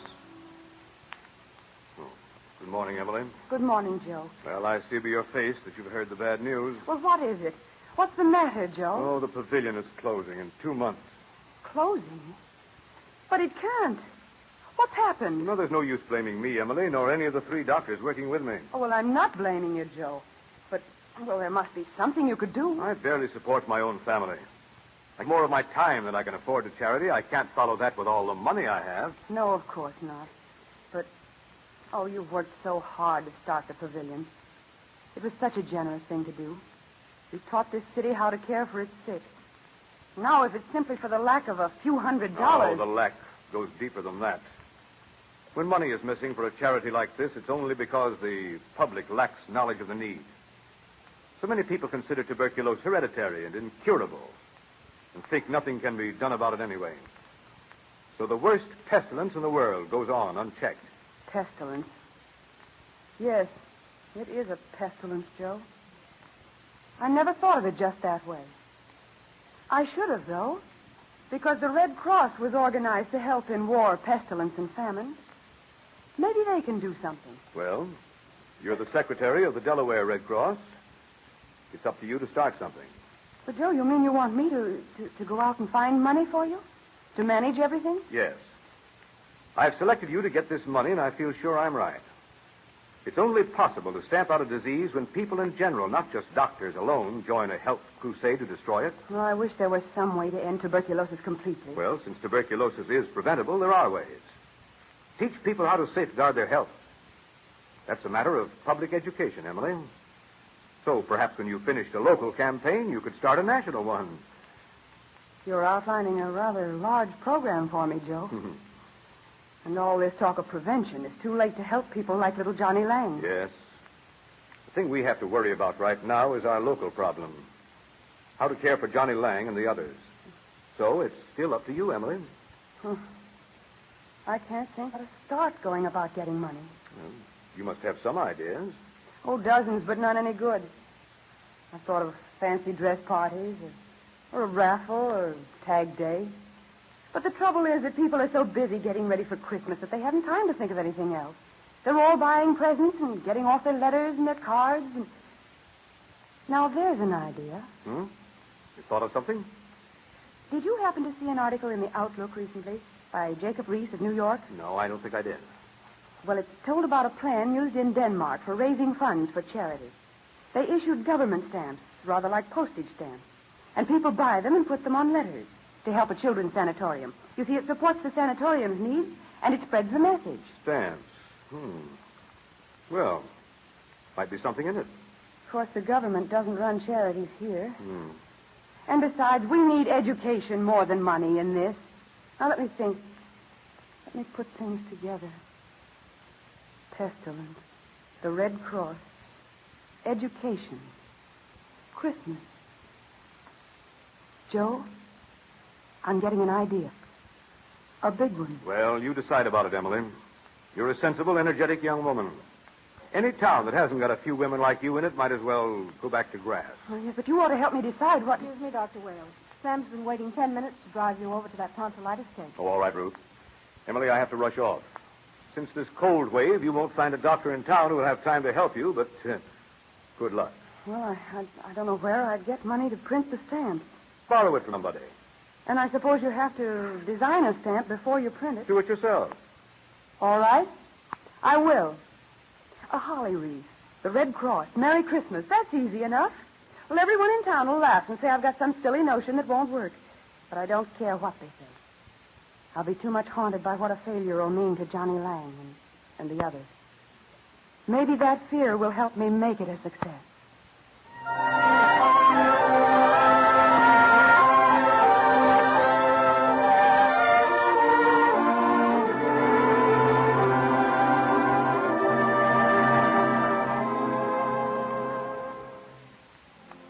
With the financial backing of two kindly friends, which amounted to only $40 and was never called on, Miss Emily Bissell designed a stamp and found a printer who would wait for his money. She wrote to Washington and got permission to use the insignia of the National Red Cross for her venture.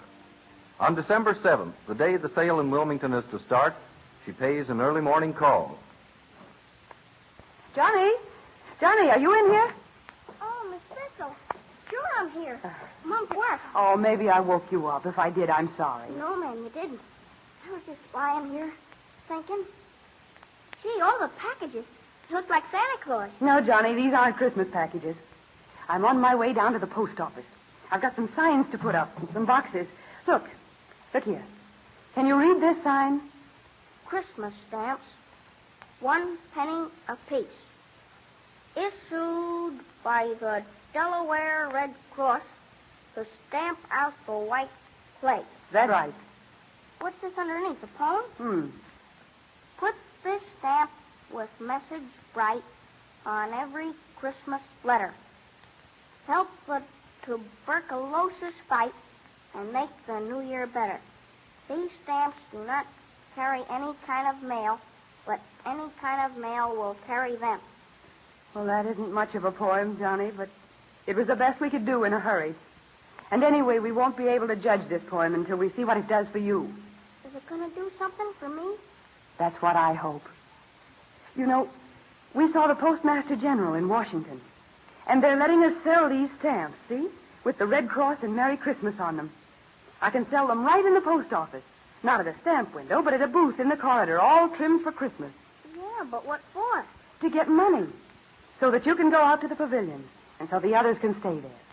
Just a little stamp? Oh, dear. I'm afraid you feel about my plan like everyone else does, Johnny. You think poor Miss Bissell's got a bee in her bonnet. No, I don't think anything's wrong with you. Fine. That makes me feel better. The other people think I'm just plain... Well, never mind. I've got to go now, Johnny, so I'll just wrap up this sign again. I'm very glad you came to see me. I just had an idea for some reason that it would bring me luck if I stopped in here. And all day long, no matter how many people walk by these stamps with their heads in the air and don't buy any, I'll think about you and keep on trying. Mom says you'll do your best. Johnny, would you like to help me, too? Take one of these stamps, will you? Sure. Should I tear it off? That's right. Now, you keep it by you, Johnny. You might say a little prayer. It's pretty looking. Merry Christmas. If people will only buy them, that's what we'll have. A Merry Christmas.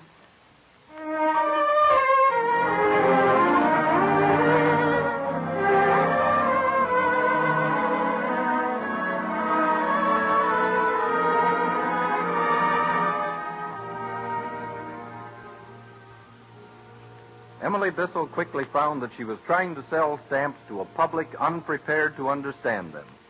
But the newspapers were her best helpers. All the Delaware papers played up the stamps.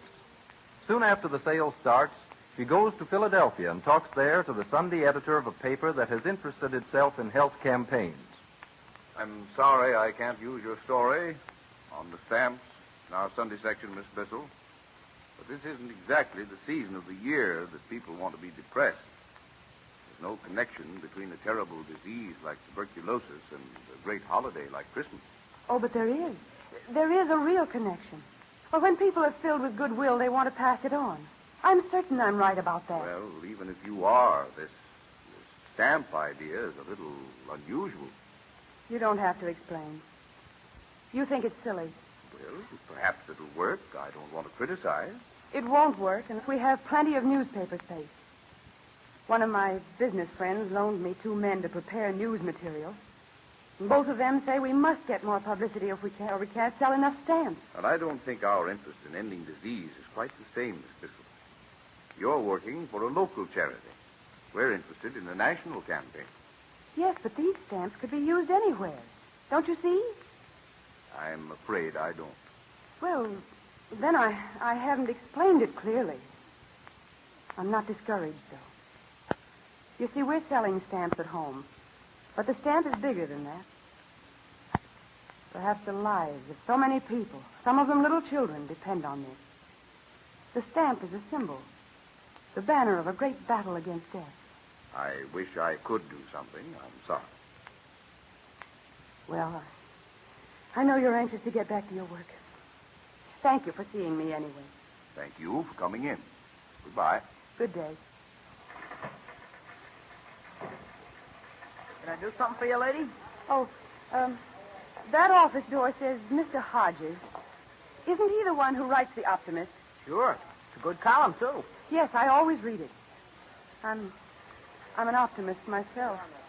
I'd like to talk to Mr. Hodges. Oh, that's easy. Mr. Hodges likes to meet people who read his column. Hey, just a minute, please. Hey, Mr. Hodges. Hello, Danny. Lady out here in the hall to see you. Why keep her in the hall? Door in. All right. Come right in, ma'am. Mr. Hodges ain't busy. Well, oh, dear, I suppose I may as well. How do you do, Mr. Hodges? Well, please come in, Miss. Danny didn't give me your name. I'm Emily Bissell of Wilmington, but I won't take up your time. I happened to mention to the office boy that I liked your column so much, and I wanted to meet you. Well, don't go away. Sit down. Any writer likes to talk with his readers, you know. I'm a rather low-spirited public right now. I've just been asking a favor of your Sunday editor. Oh, and didn't he give it to you? No. Well, perhaps I could help you some way, Miss Bissell. Mr. Hodges, did you ever have an idea that was certain was perfectly wonderful and then find out that most people couldn't see it? Well, maybe you haven't taken your idea around to enough people yet. Is it something you're writing? Oh, no. No, it's a selling plan for a charity campaign. Would you like to read the outline I've written up about it? Well, thank you. I was afraid I'd get tongue-tied with the Sunday editor, so I put my chief arguments on paper. But I used them all and still... A campaign against tuberculosis, huh? This paper's very much interested in that. I know. That's why I made the trip up here to Philadelphia. You see, the campaign in Delaware is going well. Club women and the schools and the press are helping. But I thought that if an influential paper was already interested in the subject, we could go far. You see, my idea is bigger than Delaware or Philadelphia. It's the new tuberculosis Christmas seal stamp. Stamp? Could I see the stamp you've designed? Yes, I've got some in my purse. There. Thanks. I'm trying to place it in the Philadelphia stores, but they're not enthusiastic. If I could just find one person who would agree with me on the possibilities of selling seals, I'd feel better. You want to find just one person who believes in Christmas stamps? Well, you found him. Pardon me a second. Danny. What is it, Mr. Hodges? Go tell the editor I've got to see him right away. What shall I well, I saw the editor, Mr. Hodges. You saw the Sunday editor. Now you'll see the managing editor. You see, Miss Bissell, we've been hunting for months for a way to dramatize the fight against tuberculosis. And we knew that when we found it, it would be some perfectly simple thing that we'd wonder, why didn't we think of that a year ago? Well, you found it. How many stamps have you got with you? Why, about 10. Well, we'll want 50,000 for Philadelphia. 50,000? But that's all we had printed. Then you'll have to print some more. Hurry back to Wilmington. Telephone me tonight. Oh, I will. Why, what grand news this is going to be for the people back home. And for Johnny Lang and the others. It's all the Christmas present they'll need. Say, Mr. Hodges, the boss says, what's it all about? He's kind of busy. Tell him to put everything aside. We found a way to help stand out tuberculosis.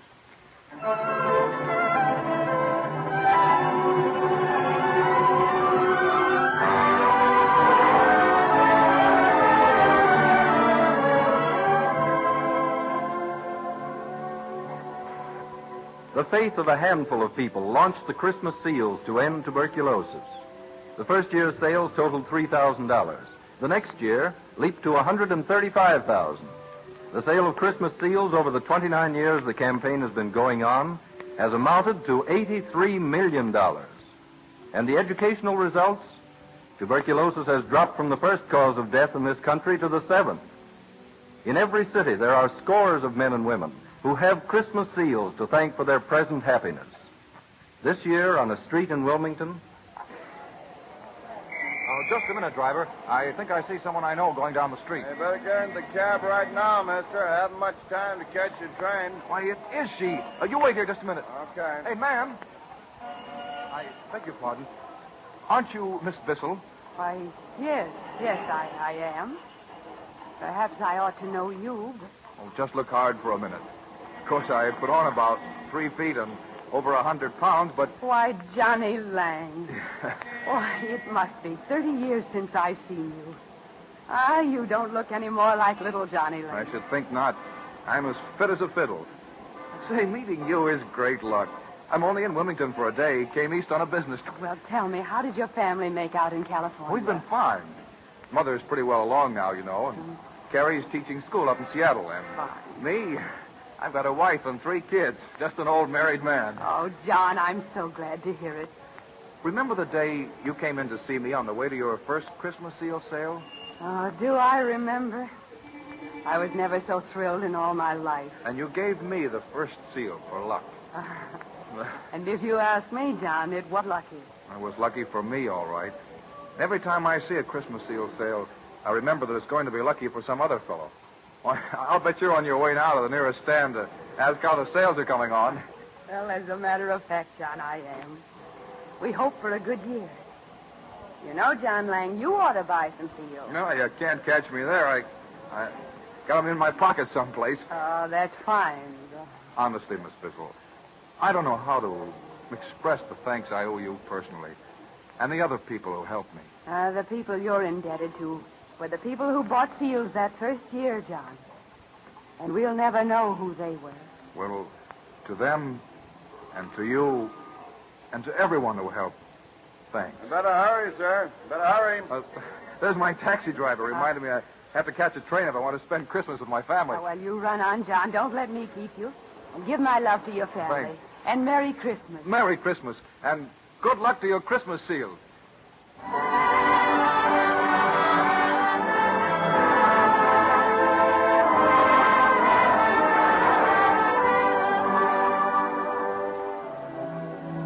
Millions have been brought back to health.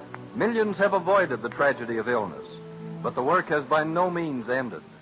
Tuberculosis still takes more lives between the ages of 15 and 40 than any other disease. The national and local tuberculosis associations throughout the country continue their work untiringly, confident that the American public, which has brought them so far on the road to success, will continue in its faith and generosity.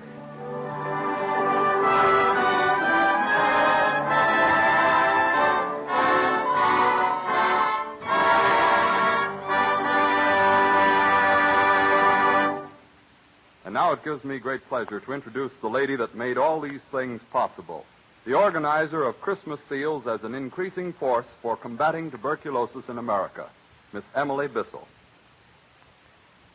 I am delighted to be present this evening to hear the story of 30 years ago. I assure you that it is accurate. I have known many young Johnnies and Carries, once ill, who are now leading healthy, normal lives. Children of today are much less likely to be infected because of the educational work of the Christmas seal. It is the great symbol of prevention and cure. It is cutting down the death rate between the ages of 15 and 25. For this year, for the first time, no one under 19 has died of tuberculosis in Delaware. I want to thank personally every one of you who have helped us carry our campaign forward through this interesting, dramatic sketch. Thank you, Miss Bissell.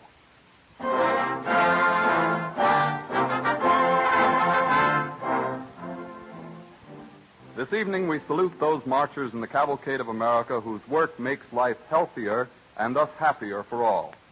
Any effort to save lives and guard the public health concerns everyone. Let us therefore review the advances that have been made. A baby boy born in 1850 could expect to live on the average about 38 years. Today's child can look forward to a lifespan of 60 years or more. How has this been done? One of the factors in lengthening our average span of life has been the remarkable forward strides of medical and surgical science. Another has been the achievements of chemical research in producing new and better medicines and other products that serve the medical profession. Doctors say that tuberculosis, for instance, can be cured in virtually every case if treated early. One reason the death rate from tuberculosis used to be so high was that doctors, with the methods of diagnosis then known, had difficulty in detecting its presence in time. The discovery of X-ray gave the medical profession an important new tool to aid in diagnosing tuberculosis and other respiratory diseases. By taking X-ray pictures of the lungs, doctors can detect the presence of tuberculosis in its various stages. DuPont research has contributed to this forward step by perfecting X-ray film that enables doctors to get clearer pictures of the human anatomy than ever before. Another important aid to physicians in diagnosing trouble is the group of products known as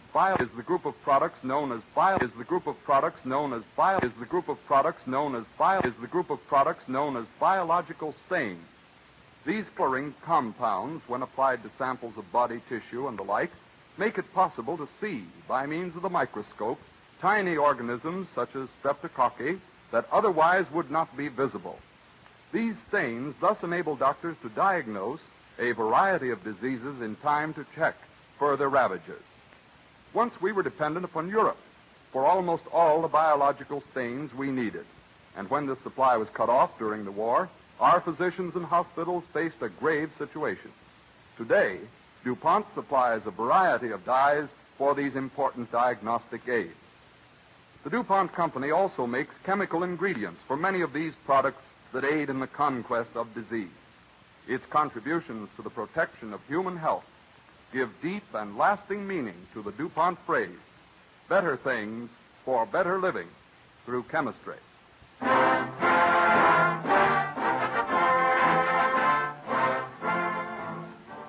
The man who had two careers, the interesting story of Samuel F.B. Morse, artist and inventor, will be the subject of our broadcast when next week at this same time, DuPont again presents the Cavalcade of America. This is the Columbia Broadcasting System.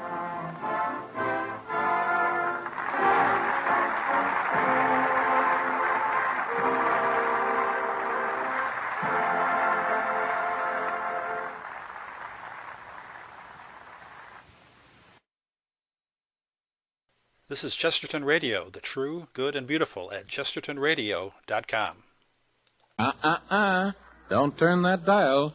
This is the right station if you want to hear about Jonathan Thomas and his Christmas on the Moon.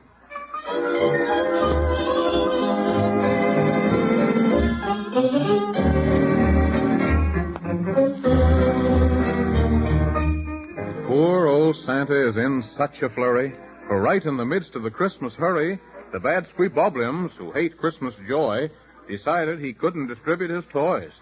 So they stole him away on a dark, stormy night. Oh, goodness knows he put up a good fight.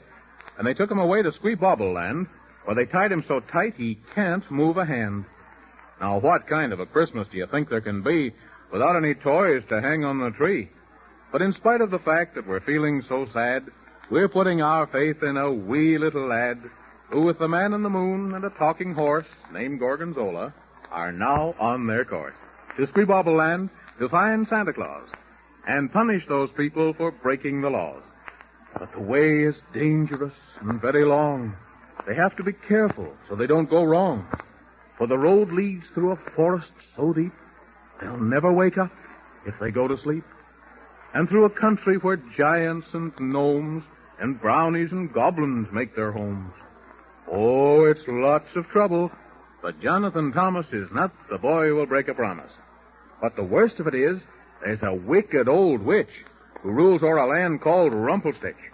She spends every day and most of the night thinking of things to fill them with fright. But I'm pretty sure they won't come to harm, for the good fairy queen gave them a charm. The little elf king, he gave them a key, which opened a door, and quick as could be, they found themselves standing in Looking-Glass Land before Queen Alice and her courtiers grand.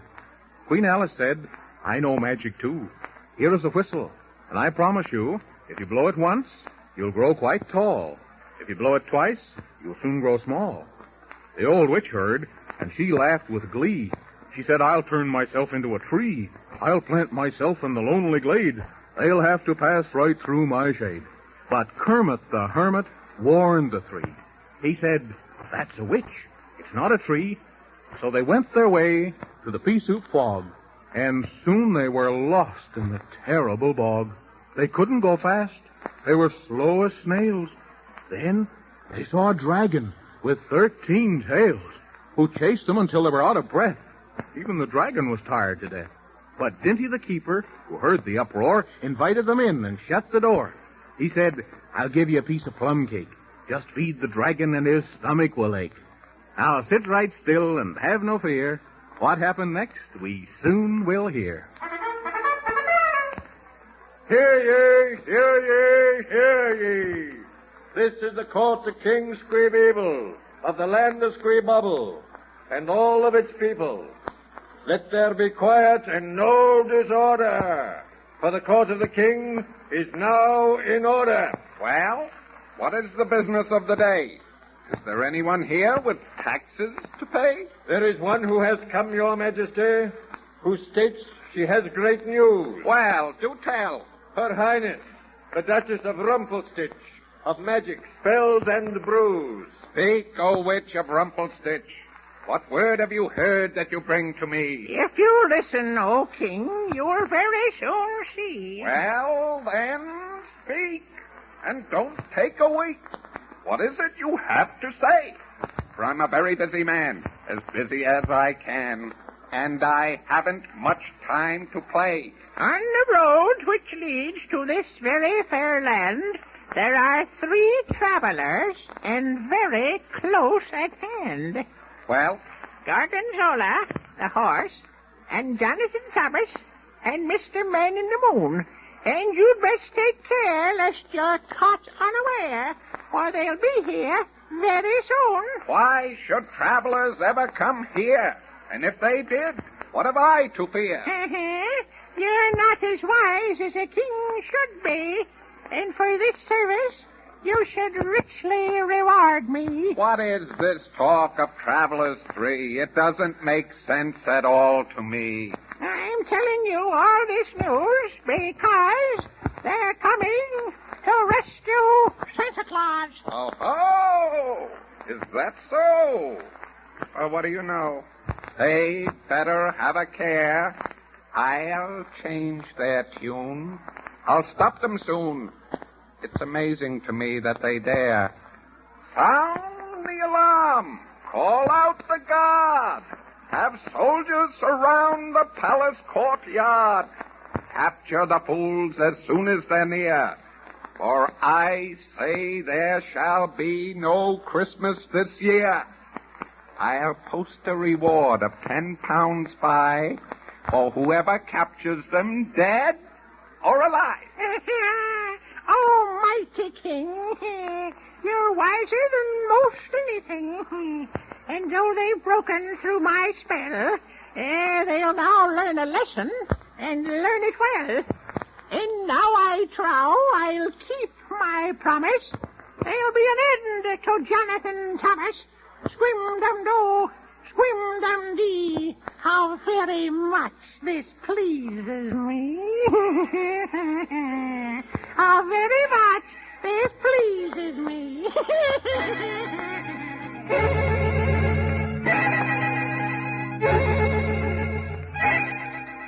Well, I must confess I'm very vexed, and I wonder what's going to happen next. For Jonathan Thomas and the Man in the Moon will arrive in Squeebublians, and I think very soon. And I'm as worried as I can be. But maybe we better go look and see if there's anything wrong as they travel along. So in half a lamb shake, we'll quickly take a look at the Travelers' Tree. Oh, this is the way we go. This is the way we go. So the winds do blow, and oh, it may snow. This is the way we go. So clippity-hop, we'll never stop till we reach Squeebublians. For we're brave as brave, and Santa will save from the terrible Squeebublians. My gracious, the goodness, Jonathan Thomas.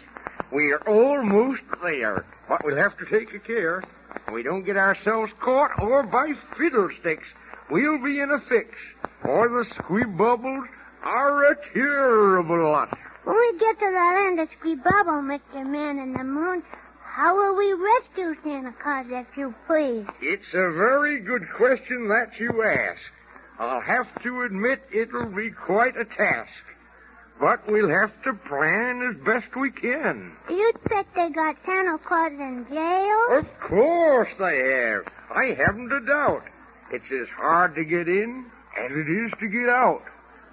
Look, Jonathan Thomas. There are the walls of Squeebublians. The end of our journey is close at hand. Oh, they got big walls around the city of Squeebubble. I wonder how we'll get through. Well, I've been wondering the same thing, too. Oh, what's that noise, Mr. Man in the Moon? For gracious sakes. Now, I don't know. They're drums. But why are they pounding so? Maybe it's the Squeebubbles and they're out looking for us. Well, gracious sakes and heavenly day, what a very silly thing to say.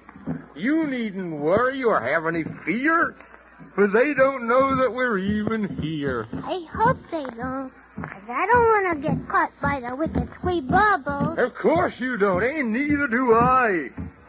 Say, those drums are getting louder. Oh, me, oh, my.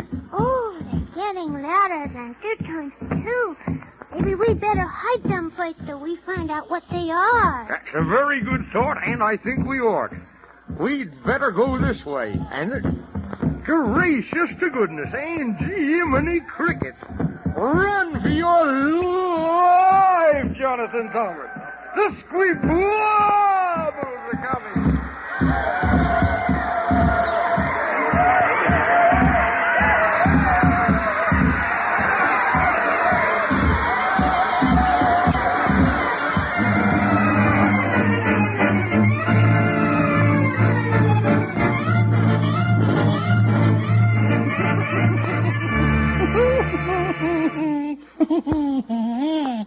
Squim-dum-do, squim-dum-dee.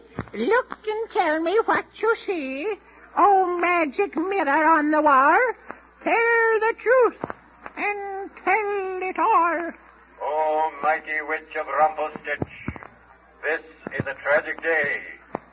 You've kept your promise, and Jonathan Thomas is now being salted away. Oh, magic mirror on the wall, you're heading for an awful fall, and you'll receive a very hard bang if you don't stop that awful slang. If it's words you want, it's words you'll get. So open your ears and get all set. Far to the north, in Squeebubble land, they've got the travelers, tied foot and hand. And this is the truth. And I haven't lied. And I hope and trust you're satisfied.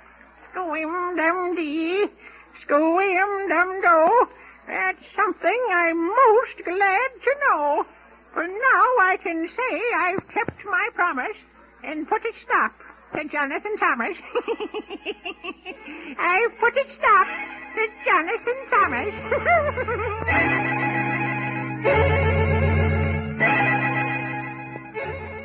Oh, my goodness, I was afraid of that. For that wicked old witch usually gets her way. But now, what'll we do for Christmas Day? It makes me so mad I could almost shout. For how in the world will old Santa get out? And poor Jonathan Thomas and the man in the moon, they'd better escape, and very soon. But when they're put in jail and locked up so, how can they do it, I'd like to know. Oh, my goodness, it's such a worry. I wish I knew the rest of the story, don't you? Well, we'll find out what's going to happen in the next story of Jonathan Thomas and his Christmas on the Moon. So don't forget to listen, will you? I won't.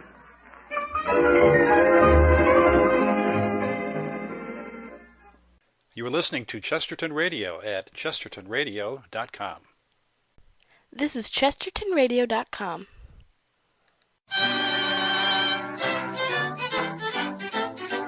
And here's the cinnamon bell.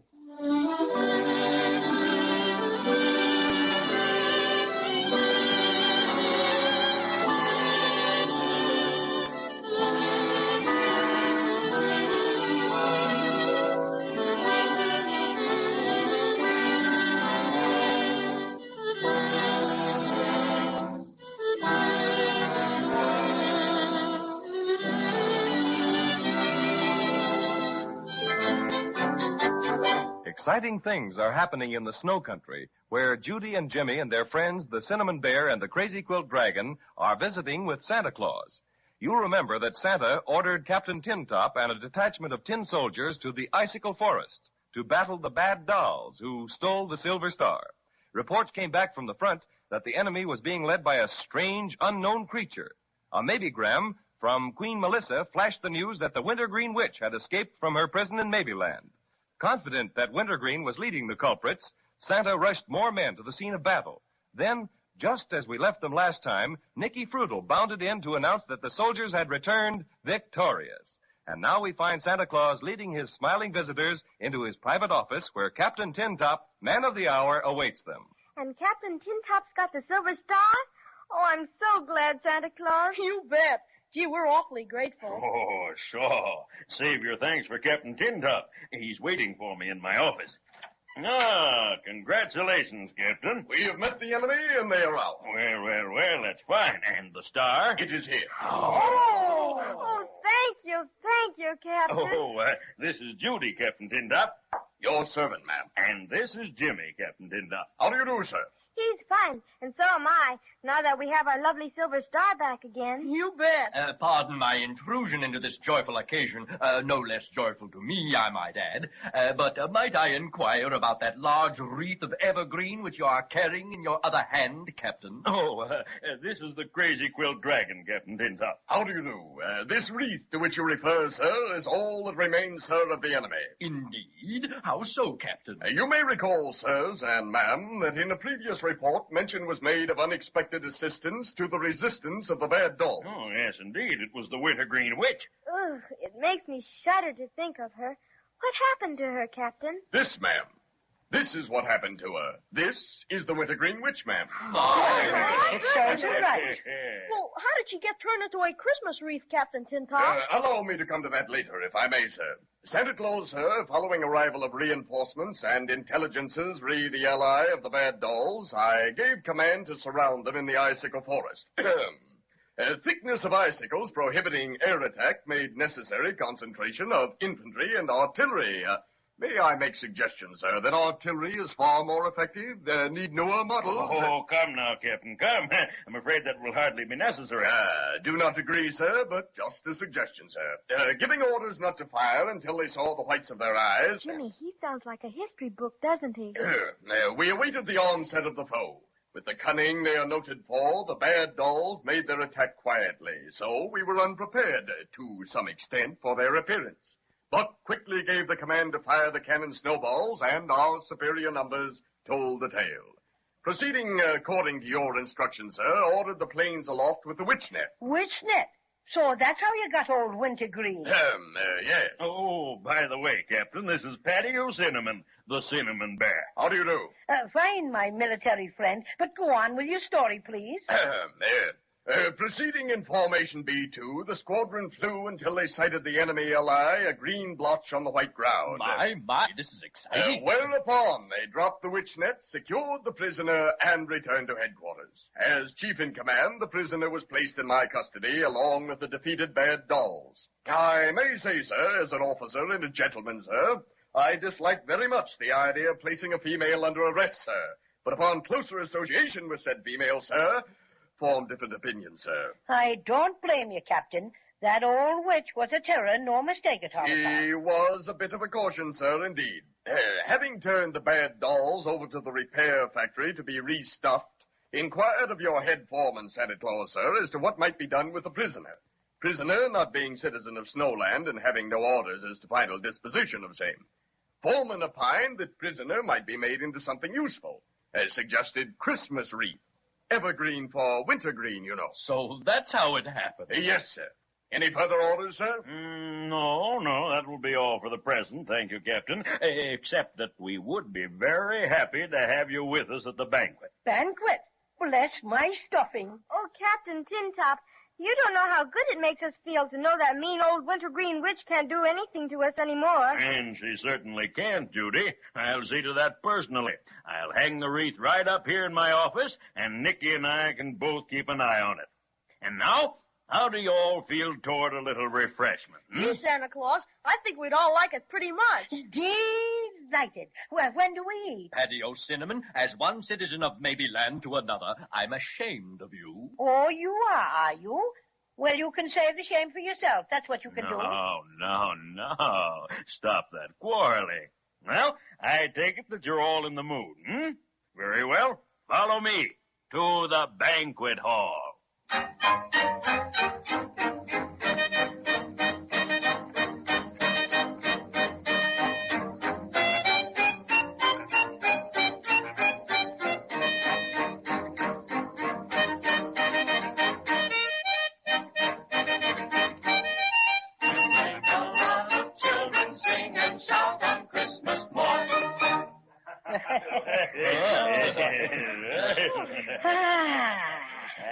Somebody pat me on the back. I'm so nice and full, my stuffing's all bunched to the back.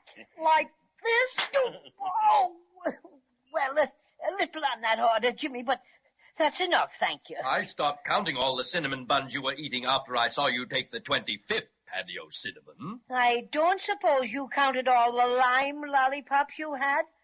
What a crazy quilt cavern you turned out to be. Jimmy, I think we'd better be getting home pretty soon, don't you? Yes, I do. You know, I feel sort of, Let down, Jimmy? Yes, I guess that's it. Gee, we've done so many exciting things, and I guess maybe I'm sort of tired or something. Anyway, it's getting awful close to Christmas, and Judy and I have had a swell time with you, Santa Claus, and, well, we think we ought to go home.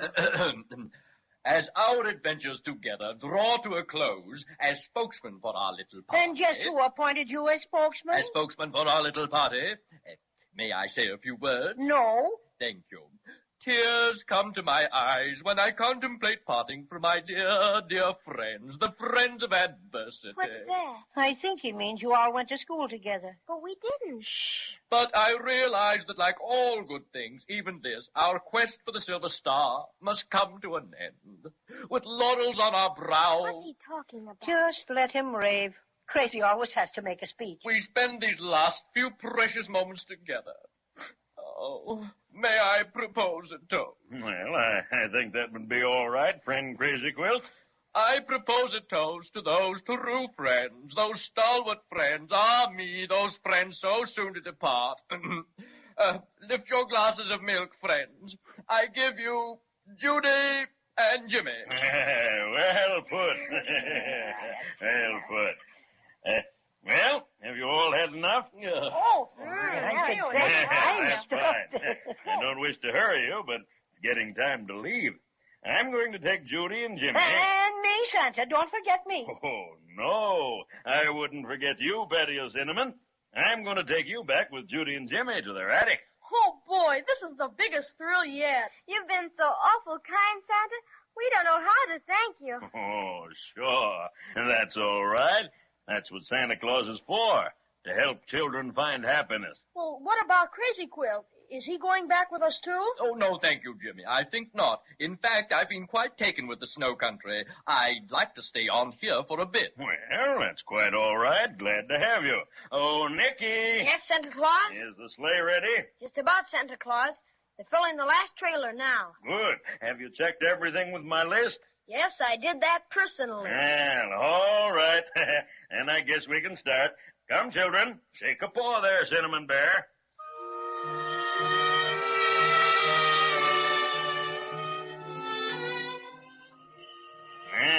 I'll help you up, Judy. There. Thank you, Santa dear. Now, how about you, Patio Cinnamon? You need any help? Well, just a little boost, please, Santa Claus. Will you allow me the pleasure, Patio Cinnamon? I don't trust you at all, Crazy Quilt. But you can do it just this once. Oh, such a way to regard the friend with whom you've gone through thick and thin. How come this sudden burst of affection, Crazy Quilt? Are you feeling all right? Oh, quite. Here, let me help you up. There. Thank you, Crazy. You know, sometimes you're a good dragon. But only sometimes, mind you, only sometimes. Have you got the silver star all right, Jimmy? You bet. Been hanging on to it ever since we got back. All right, you get in next, Jimmy. Okay, Santa. Oh, would you please hold the star for me a minute while I get in, Crazy Quilt? Oh, with pleasure, Jimmy. Any little last-minute favor, you know. Goodbye, dear Crazy Quilt. I hate to go away and leave you. Goodbye, Judy girl. Parting is such sweet sorrow. Oh, dear, I'm afraid I may have to weep a few Crazy Quilt tears. Oh, please don't. We'll see you again sometime. Sure we will. Goodbye, Nicky Fruitle. If you ever come to the world with Santa Claus, drop in to see us. I'll show you my magic lantern set. Maybe I will sometime, Jimmy. Thanks. Just take a look around, Nicky, and see that all the trailers are fastened securely. All right, Santa. Okay, Crazy Quilt. You can give me the silver star now. Crazy Quilt. Where is he? Willikers. I don't know. What? He was here just a minute ago. He must have dropped back to help Nicky. Hi, Crazy Quilt. He's not here, Santa. Gee, where do you suppose he went? Look, there he is. Where, Patty? Over there, running as fast as he can go. Jiminy Crickets. And he's got the silver star.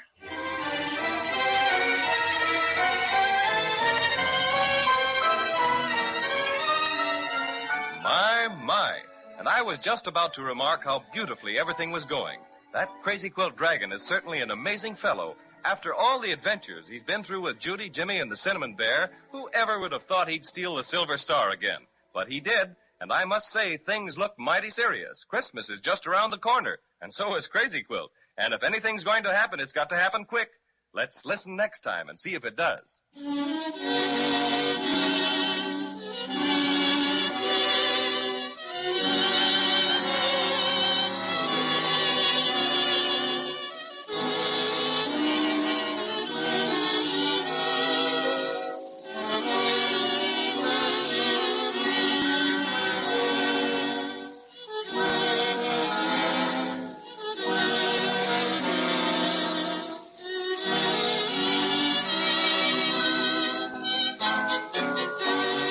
This is Chesterton Radio, your home for podcasts of works by G.K. Chesterton, plus drama, comedy, mystery, science fiction, big bands, and much more.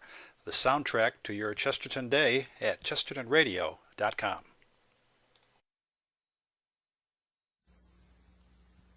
Hail, Silver, away! A fiery horse with the speed of light, a cloud of dust, and a hearty hi-yo Silver, the Lone Ranger.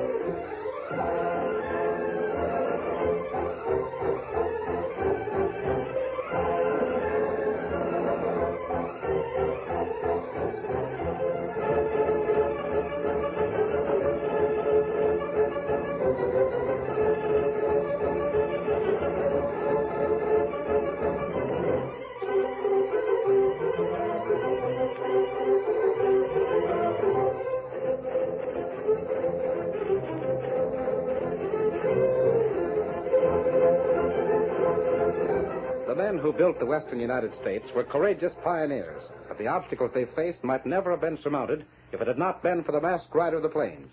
It was he who broke the power of the outlaw bands and the hostile Indian tribes. It was his knowledge of the country that rescued the settlers when the forces of nature seemed ready to overwhelm them. Return with us now to the thrilling days when the West was young.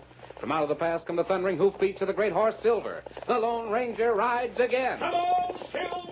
We're heading for Red River Valley. There's going to be trouble. Hail, Silver, away!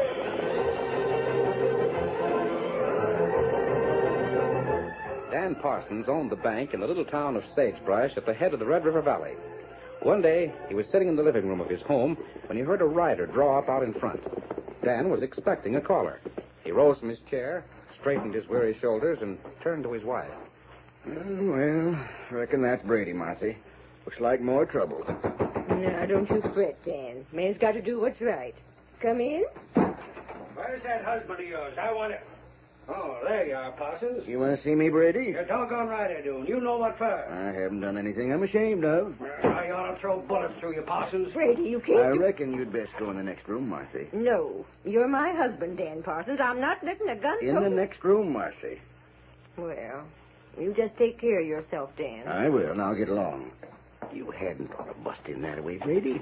It ain't right when there's women folk around. You don't never fight, do you, Parsons? I'm a banker, Brady. I'm a man of peace. You bought Carstairs cattle, didn't you? I did. You paid $10 silver a head, didn't you? Brady, I calculate what I buy and what I pay for 'em is my business, not yours.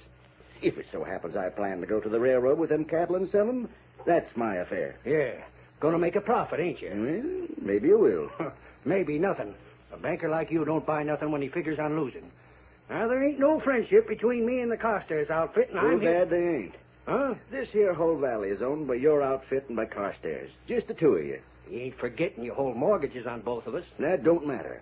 What does matter is that you two hombres ought to stop battling each other. Tell that to Carstairs. I did. And he acted the same as you. Both bull-headed as loco steers. Why don't you get together? Work together. The rangeland's drying up. The more you two hombres fight, the less chance there is. Parsons, there's no use talking. Carstairs is a no-good skunk, and he says the same about you. Sure. If I ever meet up with him face-to-face, there'll be plenty of gunsmoke, savvy? But I didn't come here for that. I come to ask you what about my cattle. I'm buying 'em, Brady. Sure. But for how much? $10 silver a head. Yeah, that's what I figured. Trying to... Huh? Did you say 10? $10 a head. But, Parsons, you... The same as I'm giving Carstairs. Well, what's your jaw dropping for? Can't you talk? Parsons, them cattle of mine, they ain't worth that much. I'm paying it, ain't I? Well, they're thin and scrawny. Not much feed, and the water's so scarce they Brady, hardly... I paid Carstairs 10, and I'm paying you the same. Now, take it or leave it. Pretty anxious, ain't you? Take it or leave it. I get it. Reckon you got inside knowledge that cattle is fetching a fancy price back east, ain't you? Even scrawny cattle. You ain't the kind of fella to do nothing for charity. You're entitled to your own opinion. 10 cartwheels ahead. Doggone it, you can't make much on that, Parsons. You ain't answered yet, Brady. Oh, I'll take it. When you plan to round up the cows? As soon as it can be done. And when do I get paid? As soon as I get back from selling them. After you sell them. Why not before? Got any objections? I ain't never gone back on a debt so far. All right, Parsons, all right. Don't get your dander up. The cat'll be ready soon to go.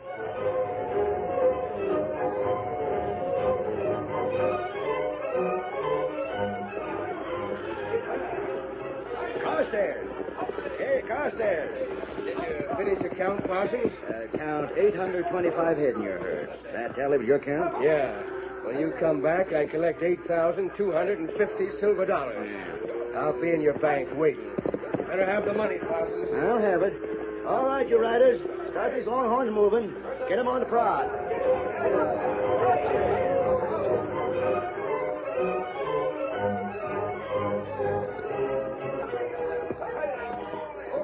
Well, Parsons, me and my boys counted up the cattle. When you come back to Sagebrush, I'll be expecting $9,060 as payment. You'll get it, Brady. Now, see that I do. I'll be in your bank when you get back. Come on, boy. In Carstairs. Got tempers like a bull. Neither one of them trusts me further than a rope's end. Dan, I'm worried. Now, Marthy, leave me do the work. But you can't possibly get as much for these cattle as you promised to pay. $10 a head. Ain't nobody going to pay that much. I'll see you when I get back, Marthy. Thin, scrawny cattle won't bring that much even at St. Joseph's. You'll never be able to pay Carstairs and Brady what you promised. Martha, I don't want you to fret. I'll do it. If you don't, there's going to be a heap of trouble when you get back. I'll be back, and I'll take care of trouble. All right, get these cows moving. We've got a long trail to go. Get 'em moving. Martha, you can expect me back in 2 weeks after I sell these here cattle. 2 weeks. Come on, boy. Come on here.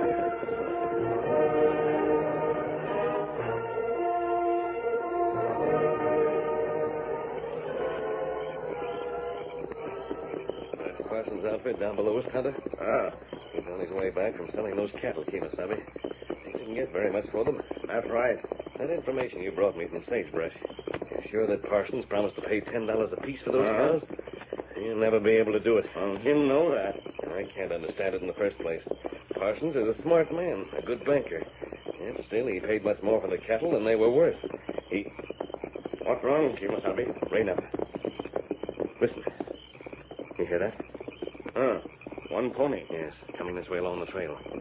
We'll be heading for Sagebrush at this time of night. Him come from Parsons' camp. Yes, get back, Kemosabe. I want to see him as he goes past without him seeing us. Back, Scout. Good enough. Now watch. Quiet.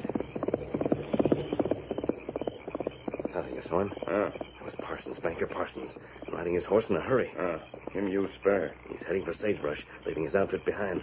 That way he'll reach his home by early morning. You think something wrong, Kemosabe? We're going after him, Tonto. Come on. Set him up, Scout. We're going to find out why Parsons is acting so strangely. We'll trail him to town.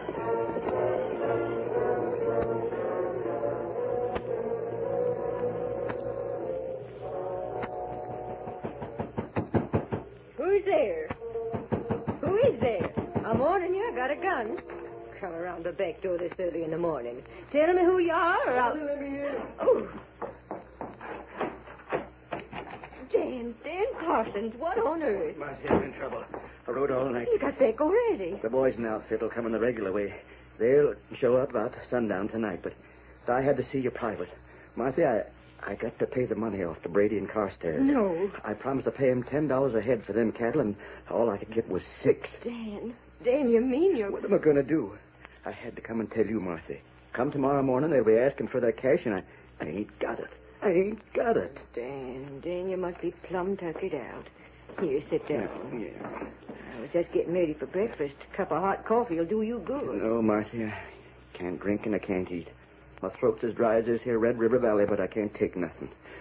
What are we going to do? Dan, why'd you offer Brady and Carstairs so much for them cows? Why? Well, you see... You knew it wasn't worth that much. You knew it. Sure, I knew it, but But what?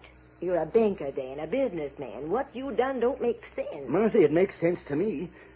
Leastways, it did up to now. Huh? I ain't never told you how I feel, have I? About me being a banker for Sagebrush in the Valley. I ain't never told you what it means to me. Being a banker? Martha, I always figured a banker had a duty to the people. Sure, I wanted to make money so as we could live comfortable. But I wanted to help others. Like Brady and Carstairs? Yeah, like them. In good times, they didn't need no help. They was doing all right. But then the river dried up and the rangeland got burnt. The cattle got scrawny and thin, and they died off. So I give 'em mortgages on their outfits. Yeah. I figured maybe the river would come up again. There'd be rain and melting snow to bring the grass back. Instead of which, it got worse. Plenty worse. And this time, well, I knew right well that Brady and Carstairs had to get $10 a head for their cattle, or they couldn't keep going. They'd go bust. You done all that 'cause you're a banker, Dan? A bank's got to help folks. It's got to. That's what I done it for. Only now I tried too hard. I can't meet the promises I made. Brady and Carstairs are honest men, Dan. Tell them. Tell them what? You think they'll believe me? No, I reckon not. They're honest, sure. But they're bull-headed and ornery. They'll think I'm trying to cheat them. You know how they'll act. Guns? Yeah, guns. I don't know what to do. Dan, we gotta leave Sagebrush. Huh? It's early. Nobody knows you're in town. We could bamboozle. Leave Sagebrush? Leave what money you got for them cows. Leave the bank. Dan, you gotta. We'll saddle up them horses to the wagon, and by tomorrow morning we'll be long gone out of here. No, Martha. We ain't going. Dan. I tell you no. But Brady and Carstairs, they might kill you. It ain't honest to leave. No, Martha, I'm staying no matter what. I'm going to take my medicine. Dan. I'm staying, Martha. Dan.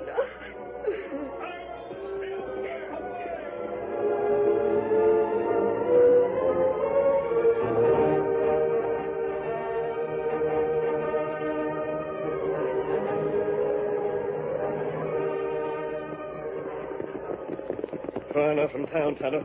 Pull up. You heard Parsons talking to his wife? We listened at window. Him good man. He's got courage, Tonto. If he'd left Sagebrush, it would have been hard to blame him. But he's determined to stay no matter what happens. We help him, Kemosabe? Tonto, I have a plan. It's going to be dangerous because we'll have to ride into Sagebrush in broad daylight and get out again. Here's what we do.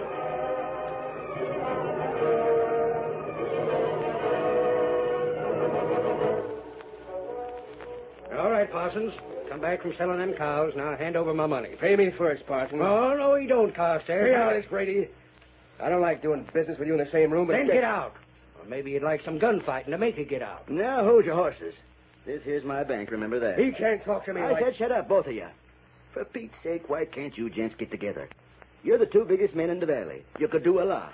Instead, you're at each other's throats like hungry coyotes. We do like we want to, Parsons. I'll fork over that money so that I can get away. I don't relish being with Brady long, and I can help. That goes double for me. Well, I got something to tell you, gents. Huh? There's the money right on the table in them saddles bags, ain't it? Yeah, but... And trot it out and start divvying up. Brady, Carstairs, there's a little something... what's the matter? Ain't you got the money? Well, for a matter of fact, you see, it's like... Don't move, anyone. What the... A masked man. We came after that cat. Hold up. Take it, Tonto. Out to the horses. Me get it. No, you don't. That's my money. Oh.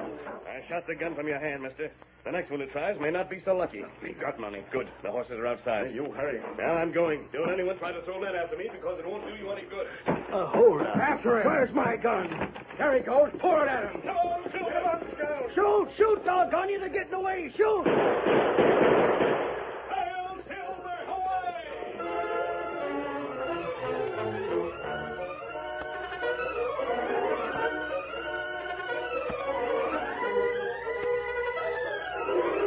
The curtain falls on the first act of our Lone Ranger story.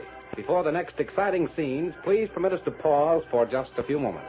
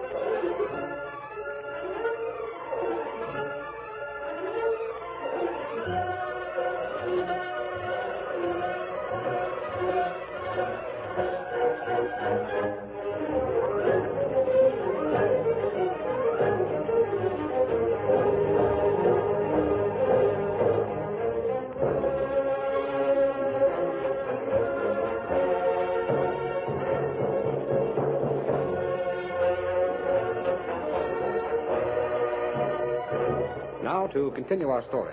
In order to save Dan Parsons' life, the Lone Ranger and Tonto held him up. Then they raced out of town just ahead of a hastily organized posse. Before long, Silver and Scout led the posse far behind. Then finally the men drew rein. Slow up, you fellas. Drag in your horses. We ain't got a groundhog's chance of catching that pair of hold-up men. That white horse covers ground like a streak of lightning. Yeah, and that paint is like a shatter. When we get back to Sagebrush, Now, hold on there, Brady. You're giving up, ain't you? Doggone your hide, Carstairs. I never cottoned to you, and I don't now. But I say... Quiet, both of you. Yeah, keep quiet. You act like it was your money that masked man stole. Huh? Sure it was my money. And mine. Don't forget that. No, it weren't, Brady. You see, I hadn't give it to you yet. I hadn't give it to either one of you. So I still owe you that cash. Say, he's right. Well, I'll be jiggered. You're all right, Parsons. I reckon that's so. If you didn't pay us, and I ain't lost. Not yet. Yeah. Of course, I can't pay you till we catch that masked hombre. But when I do... Well, they still ain't catching us, them crooks. Well, I figure you're right, Brady.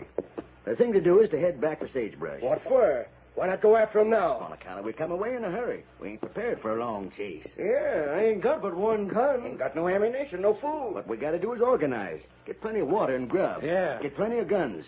Rifles, not sidearms. Then we come out here, pick up the trail, and go get 'em. Yeah. Them horses are too fast for us on a short chase. We got to keep going after 'em for a long time. And for that, we got to be prepared. Now, let's head for home. All right, come on. Get up. Get up. Come on. Get up.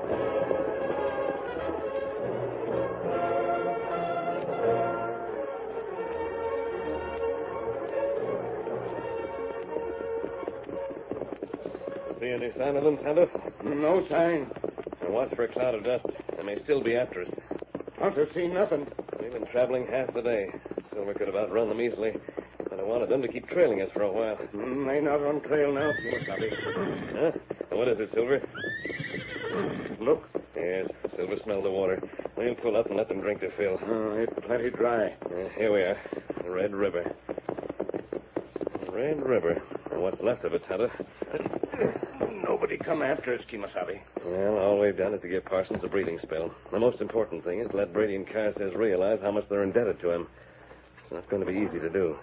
But I'm certain if they realized the true facts, they'd face them like men. They'd work together. Maybe you tell them. No, they wouldn't believe me, Tonto. I'm masked. They wouldn't trust a masked man. There must be some other way to... Tonto. I think I have a plan. Look at the bed of the river. There's only the thinnest trickle of water now. You heard Parsons. Formerly, Red River was full of water. Plenty of water to keep the entire rangeland going. It's plenty dry now. Look up there into the hills. You can see where the river comes down from the mountains. Me see. Tonto, if that river was full of water once more, it could water this entire valley the way it used to. What you mean? Come on. We're going up into those hills. We're going to take a look around. Up on your horse. We've plenty to do. Steady, Scout. Come on. We're taking a look around, and then we're calling on Parsons. Silver, come on. Get on, Scout. We've got work to do. Hail, Silver! Away!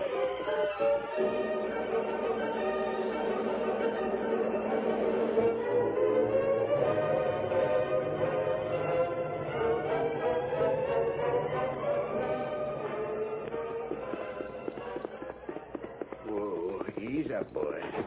That you, Dan? Yeah, Marcy, I'm kind of wore out. You been out with the posse again? Yeah, searched for that masked hold-up man and the engine. Well, I hope you didn't catch him. I hope they got away. You hope they got away?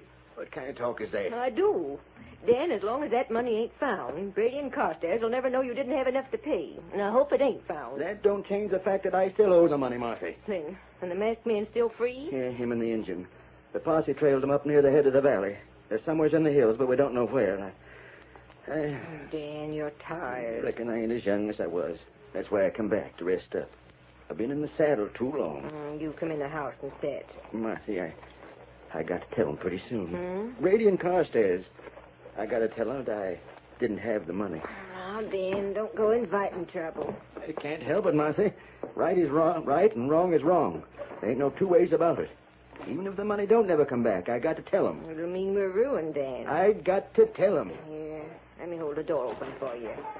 Now, come in. What in tarnation? What's that doing on the floor? Well, it's a sack of some kind. What, here when I went out to meet you? Marcy. Huh? Marcy, it looks like... It is. It's the sack that was stole. The money the masked man took. Dan, close the door. How did it get here? It's the money. How did it get here? I brought it, Parsons. The masked man. No, don't pick it up again. And you, ma'am, stay away from that gun on the wall. What do you mean by coming? Stand right there, Parsons. Where's the rest of the cash? Up in the hills with Tonto. Tonto, huh? That's the engine. Martha, we got to get the posse. Dan, the posse can wait. Parsons, I took that money to help you. What? You needn't stare at me. You see, Parsons, Tonto and I were on the trail when you returned here after you sold the cattle. We heard you and your wife talking. Mister, you mean you know Dan didn't have enough money for the bank to pay what he promised? Yes, that's why we took it. Parsons, is there any blasting powder in sagebrush? What? You can figure it out later. I asked if there's any blasting powder in town. There is, masked man. There's a few casks of it in the general store. And your husband and I are going to get it. Now, look at here. Dan Parsons, you go with him. Marcy, You heard me, Dan. There ain't nobody else to help you. You go with him and come back later. He's not coming back here, Mrs. Parsons. You mean? Parsons and I are taking that blasting powder. Then we're going up into the hills. You leave everything to me, understand? She's gone plumb loco. Now, come on, Parsons. We're getting that powder.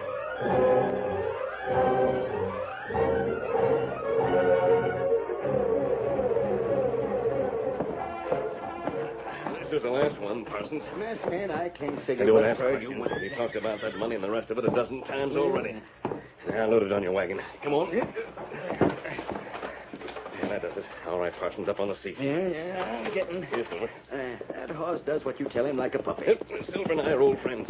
Now, Parsons, take off that brake and start heading for the hills. Get up, horses. I'll be right behind you. I'm going to help you no matter how much you may dislike it. Come on, Silver.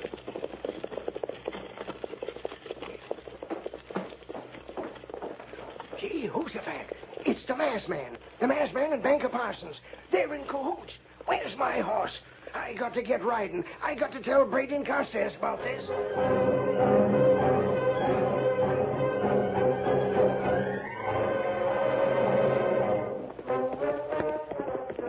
Brady!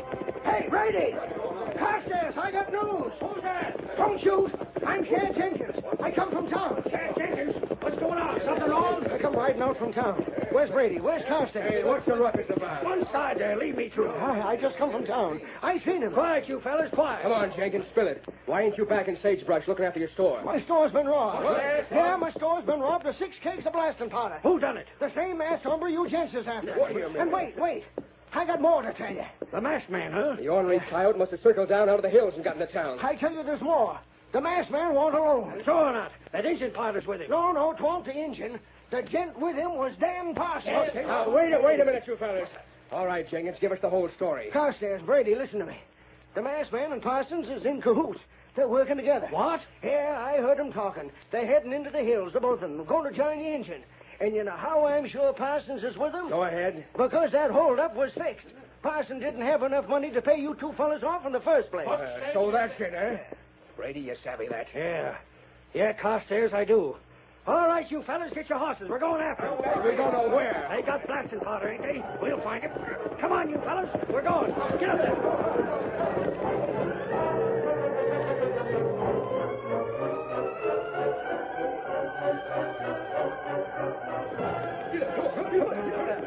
Brady!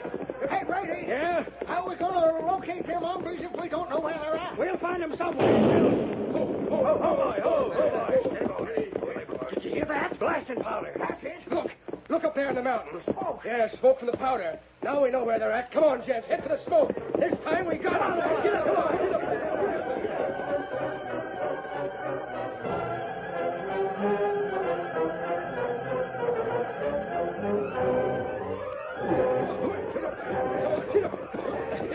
There he is.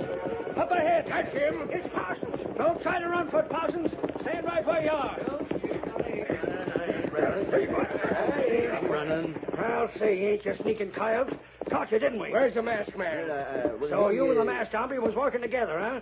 So you had him work that hold up because you didn't have all the cash you promised me. And me, too. Now, listen, you gotta believe me. I didn't have nothing to do with that hold up. I'll admit I didn't have the cash to pay you off, but I didn't have... A fine banker you are, Parsons. I figure we ought to string you up right here now. If it wasn't for you setting off that blast, we'd have never found you. But you Drop can't... those guns, pronto.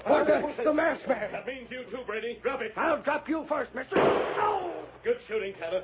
You're not hurt, Brady. Time a shot hit your gun, not you. Keep an eye on them, Kemosabe. How to watch? Mister, what's the idea of taking them cakes of powder and setting off that blast?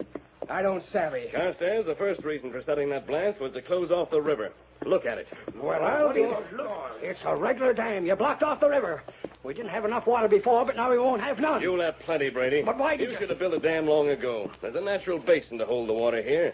You and Carstairs had built a dam before this. You'd have had water when you needed it. Yeah, there was some talk about building a dam, but me and Brady couldn't get together. So I heard. What difference does that make? I was doing all right anyway. Why were you doing all right, Brady? Huh? Your cattle were thin and scrawny. The whole valley was in danger. Yet Parson kept giving you loans, promising you more for your cattle than he could get himself. Mister, you mean... I mean Parsons is the best friend any of you ever had. He tried to be your banker. He tried to help you out in every way that he could. Parson, you mean you offered $10 for them cattle when you knew you couldn't get more than 5 or 6 for them? Well, I figured you gents needed the money, Carstairs. I figured I could get a hold of it some way. You see, the way I look at things, a bank's got to help folks out when they need help. I done my best. Parsons, you sure make me feel ashamed of myself. Yeah, that goes for me, too. I got the money here. It ain't what I promised to pay you, but it's all I could get for the cattle. Parsons, you and the masked man done us a real favor. I reckon we've been kind of short-sighted, ain't we, Carstairs? I reckon we have, Brady. What do you say we forget about being enemies and work together for a spell? It suits me right down to the ground. And the first thing we got to do is build up this water supply like the masked man said, so we'll always have plenty of water for Red River Valley. Parsons, will you shake hands? I'm asking for your hand, too, Parsons. Will you? I sure will. And, gents, let's make Red River Valley the best doggone cattle country in the West. Come on, fellas, let's get busy. And from now on, we listen to Dan Parsons. Hi-yo, Silver, away!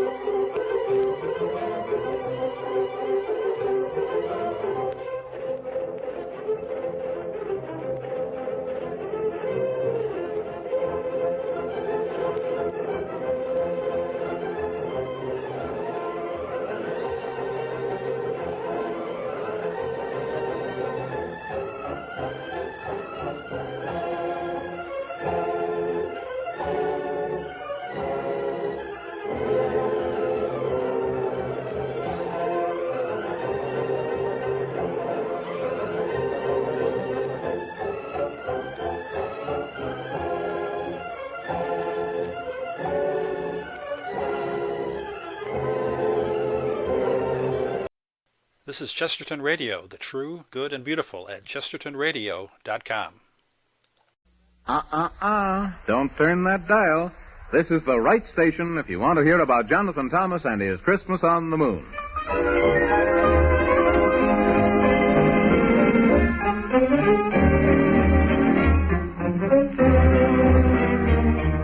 Oh, my goodness. I very much fear it's time for old Santa Claus soon to be here.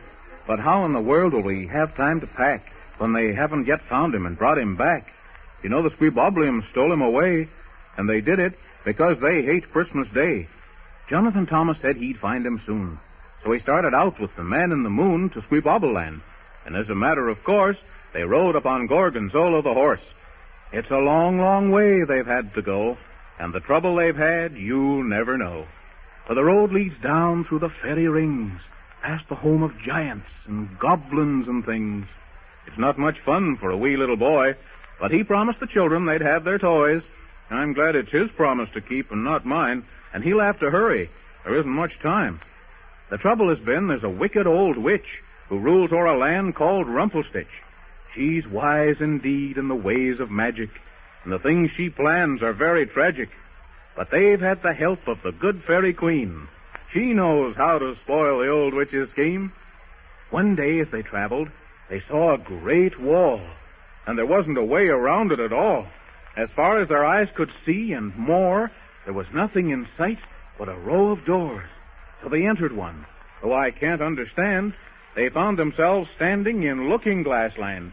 Then lovely Queen Alice said, "Now that you're here, I surely must help you, for Christmas is near." So she gave them a whistle, which would make them grow tall, or, if they preferred, it would make them grow small. She said, "I am sure it will help you out. When you rescue Santa, you will need it, no doubt." So they thanked her kindly and bade her good day. But in the pea-soup fog, they soon lost their way. As they wandered around, they heard weepings and wails, and out came a dragon with 13 tails. He chased them until they were quite out of breath. They were snatched just in time from a terrible death by Dinty the keeper, who heard the uproar, and he let them come in. Then he slammed the door. But he said, "Here's a present. It's a piece of plum cake. If the dragon eats it, his stomach will ache." Well, the dragon ate it and got very sick. He was really quite hurt that they'd played such a trick. But right after that, their trouble was double. They were captured alive by the awful Squeebubbles. Now let's see what's happened to them, for here's where the story begins again. Oh, gracious sakes to goodness. I'm so angry I could weep and wail, for I don't like being thrown in jail. No, and I don't like it either. I wish we were out of here. How are we going to rescue Santa Claus if we're locked up in jail? That wicked old King Squeebuble, he's the meanest man of all the people. If I had my hands on him, I'd show him a thing or two. You bet your boots that's what I'd do. Ooh, listen, Mr. Man in the Moon, it sounds like someone was opening the door. I wonder who it is. Why, it's only me. Who else could it be? I've come to see you two, so's I can tell if you're hearty and well. That's what I've come to do. Is that so? Well, let me tell you a thing or two. You'd better let us out of here. That's what you'd better do. Yes, that's what you better do. Now, isn't it a shame? And really, I'm not to blame for holding you prisoners so. For I can't let you out, no matter how you shout. It's impossible to let you go. Why? Yeah, why? Why? Why, because of Santa Claus and a promise that I made this year. There shan't be a toy for any girl or boy, and there shan't be any Christmas cheer. That's why. And now, goodbye. You think you're smart, but you'll find out, 'cause we'll try till we do get out. Yes, we'll try till we do get out. In spite of your tongue wagging and all of your bragging, you'll stay here, just never fear. And you can just remember that when you get out, it'll be hot in the middle of December. It'll be hot for you, and that's a promise. Not only from me, but from Jonathan Thomas. Yes. Pish and tush. What a lot of slush. And all I've got to say, I hope you stay well in this dungeon cell, and I hope you enjoy your stay. Goodbye. Slaggy. Someday that king is going to get me mad, and when he does, it'll be pretty bad. What I was going to do, Mr. Man of the Moon? I only wish I knew what we could do. I wish my daddy was here. He'd fix up that old wicked king. Oh, now there's no use to cry, 'cause we're not going to die. There's no reason for all your fears. We'll get some out some way, that I'll say. So come on now, dry up your tears. I wish we were small as 2 little ants. Then we could go under the door. And then I'd bet we could. Oh, for goodness sakes, the Jiminy Cricket's hand, flub-a-dudge. What's the matter, Mr. Man in the Moon, if you please? Oh, I've got an idea, and it makes me so awful sore. Why in the world didn't I think of it before? What idea, if you please? Didn't Queen Alice, when you were in the palace, give you a magic whistle? Uh-huh. Did you lose it? No, of course I didn't. I got it right here in my pocket. Well, then, for goodness gracious sakes alive, take your whistle and blow it twice. And if the whistle is any good at all, you'll shrink and shrink till you'll be right small. Oh, that's right, Mr. Man in the Moon. I forgot all about the whistle. I said not to fear, we'd get out of here, and that's what we're going to do. We'll yet keep our promise, Master Jonathan Thomas, quicker than you can count up to 2. But what about you, Mr. Man in the Moon? Maybe I can grow smaller and get out of this jail. But you can't. I'll tell you the thing to do. Why, there's nothing to it at all. First blow the whistle and grow right small. Then crawl right under the dungeon wall. Then when you get out, don't make a sound, but be right quiet and look around.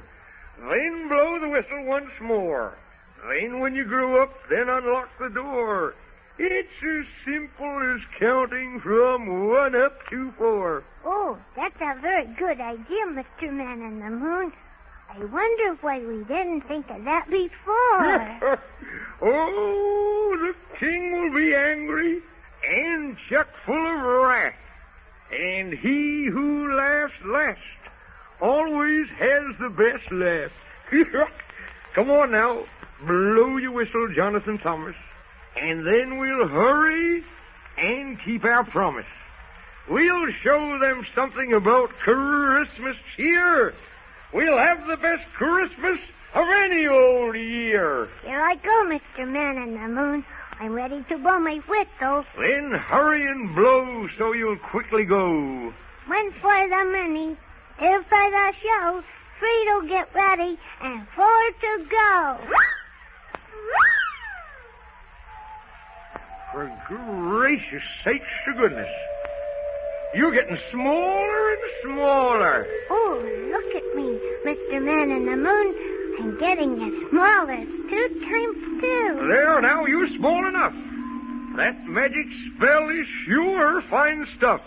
Here I go under the door, Mr. Man in the Moon, and as soon as I get outside, I'll let you out. I won't worry if you'll quickly hurry. It'll only be a minute. Here I go under the wall. Now, here I am outside.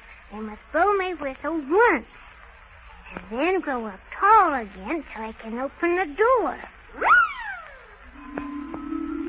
Oh, I'm beginning to grow tall again, taller and taller and taller. And now I can open the door. There, the door's open. Come on, Mr. Man in the Moon. For gracious sakes. And now let's hurry faster and faster because now is the time to rescue Santa Claus. We'll sneak down this hall, 'cause I heard the King Squeebublians say that Santa Claus is until right down here. Let us be very quiet or we'll start a riot. And they'll all begin to roar. Gracious to goodness and Jiminy Crickets. Look, I think this is the door. I think it is, too. Then we'll unlock the door. And open the door. Yeah. Hello, Santa Claus. Hello, Santa Claus. Hello, Mr. Man in the Moon. I knew you'd get here in time for this year, but you didn't arrive too soon. This is Jonathan Thomas, Mr. Santa Claus. I'm very pleased to meet you, if you please. How do you do, my little man? I've met you before. And my gracious, what's more, I was planning to meet you again. You mean on Christmas morning, if you please? Of course. Let's see. You wanted a rocking horse, a boat, a sled, and a train. I got your letter, which said you've been much better, and you'll never be bad again. That's right. Oh, for goodness sakes to graciousness. Here, there won't be any toys under the Christmas tree. There won't be any Christmas at all this year if we don't hurry and get out of here. Come on, let's go through this door and turn to your right. Goodness to gracious, what a sight. Soldiers are coming. We'd better start running. Oh, we're going to be caught again. Run for your life!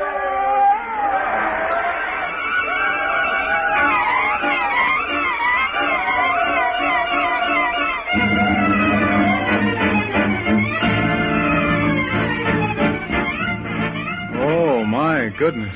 Just when they're making good their escape, they've been found out, and soldiers coming from every direction. Do you think Jonathan Thomas and Santa Claus and the Man in the Moon will be caught? Oh, I certainly hope not, because here it is almost Christmas. Well, we'll find out, I guess, in the next story of Jonathan Thomas. So don't forget to listen, will you? I won't. You are listening to Chesterton Radio at chestertonradio.com. This is chestertonradio.com.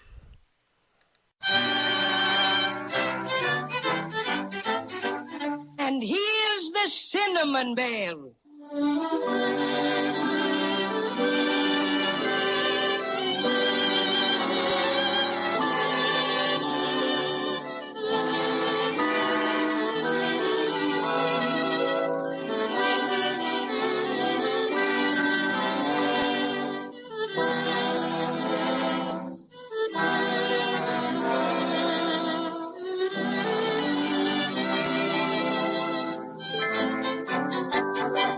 Christmas is practically here, and Judy and Jimmy are still without their precious silver star. And unless they get it back in time to put on the very tip-top of their tree, Christmas just won't be Christmas, that's all. You remember that after Captain Tintop captured the star from the bad dolls, Santa Claus gave a grand banquet. The children were filled with excitement, and Patio Cinnamon was filled with cinnamon buns. Inasmuch as Santa was about to leave on his annual trip to the world, he offered to take the twins and Cinnamon Bear with him. And then the most terrible thing happened. Jimmy asked Crazy Quilt to hold the silver star while he climbed into the sleigh, and when he turned around, the dragon was gone. It's hard to believe that Jimmy's friend would do that, but such is the case, and right now he's running as fast as his Crazy Quilt legs will carry him.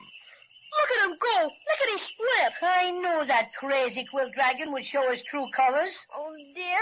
It makes me want to cry. Well, we'll have to hurry if we want to catch him. Oh, Nicky, you and Jimmy unhook the trailers from the sleigh. We can go faster without them. All right, Santa. Be with you in a jiffy, Nicky. And I thought Crazy Quilt had reformed. Huh. Once a villain, always a villain. I don't understand why he'd do such a thing. How are you coming, boys? This is the last. There. Come on, Nicky. All right, take my hand, Jimmy. Up you go. Are you in, Nicky? All set. Willikers, let's hurry. Hi, Donner. Hi, Blitzen. Hi. Well, a little more speed there, boys. That's better. Hurrah. Just wait till I get me paws on that double-crossing dragon. I'm just awfully disappointed in Crazy Quilt. Me too. Hey, tell me about this peculiar fellow. He seemed to be such a good friend of yours. And then to turn right around and make off with a silver star. You see, Santa, he's the one who stole it in the first place out of the big trunk in our attic. Well, that explains it. But how did he happen to become such a great friend of yours? Well, Cinnamon Bear helped us find him. And when he wouldn't give us the star, we yelled boo at him about 100 times. And then he jumped into the root beer ocean and lost it. Oh, you should have seen him, Santa Claus. He came weeping through the breakers, vowing that he was a changed dragon, that he'd never do it again. Not much he wouldn't. Oh, and you think he was just pretending to be your friend, waiting for a good opportunity to steal the star again? I just don't know, Santa. He saved us from the Incaboos and stood by us through all our troubles. And there were just lots and lots of times when he could have gotten away with the star easy as anything. I see. Well, it was probably just a case of too much temptation. Look, Santa Claus, I think we're gaining on him. We are at that, Jimmy. But, oh, my goodness. What's the matter? He's heading straight for the North Pole. Faster, Donner. Faster, Blitzen. Faster.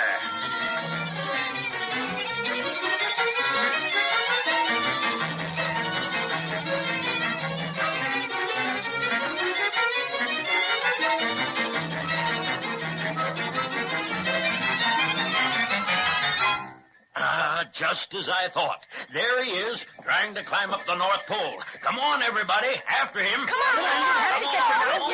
We'll have to catch him before he gets up the pole, or we'll never get him. Why, Santa? Why, the Misty folk live up there. They'd take him right in with them, and we'd never see Crazy Quilt or the Silver Star again. Oh, there. Oh, Dunner. Oh, Blitzen. Oh. Hey, what's the idea of stealing our star, Crazy Quilt? Why, hello, Jimmy boy. Fancy meeting you here. What's all this yelling about the star? You know what about the star. You've got it. Oh, now, come. You must be mistaken, my little friend. Such a thing would never occur to me. Why, Crazy Quilt, you big storyteller, if you didn't steal it, why did you run away like that? Run away? But I didn't run away, Judy. I'm merely getting a bit of exercise, trying out my new snowshoes. Oh, great sport. And I suppose you use snowshoes to climb the North Pole? And if so, where are they? Where are what? The snowshoes, you villain, the snowshoes. Oh, I just dropped them off to be half soled. Oh, don't pay any attention to him, children. He's got the star all right. I can see it. It's sticking out of his hip pocket. I'm so ashamed of you, Crazy Quilt. After we trusted you and everything. We won't ever believe in you again. Ever. Oh, my friends, my dear companions, don't talk like that. You'll make me feel... Oh, Look, he slipped a bit. No, he's got hold again. Oh, can't any of you climb after him? If he reaches the top, we're lost. I know how to bring him down. Remember, Jimmy? We'll all yell boo at him. Oh, no, not that. Come on, everybody. Now, 1, 2, 3. Boo!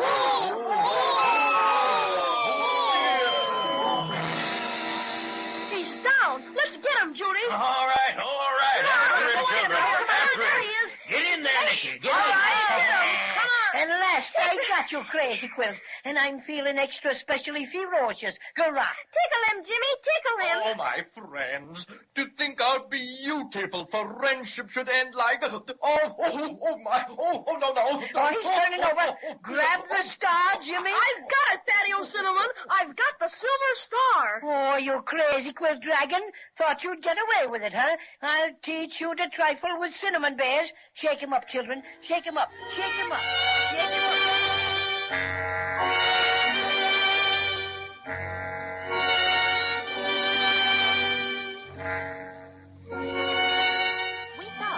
Wake up, children. Oh, what's that? Tickle him, Jimmy. Tickle him good. Oh, that's all right, Judy. I've got the silver star. Children, what in the world are you doing? Get up off the floor. You're all tangled up in that old Crazy Quilt. Did you fall asleep? Oh, dear, I hope you didn't catch cold. Cold? It isn't cold, Mother. Not like it is in the snow country. Sure. It's a lot colder at the North Pole. What? My darlings, are you ill? Have you got a fever? Let Mother feel your hands. You're talking so strangely. We're all right, Mother. We had a most elegant time. We sure did. The silver star was gone because the Crazy Quilt dragon stole it. But Santa Claus helped us catch him and get it back. You don't seem to have any fever. Now hurry up, both of you. Daddy's home. Did he bring the Christmas tree? Yes, dear. And he wants you to come down and help him decorate it.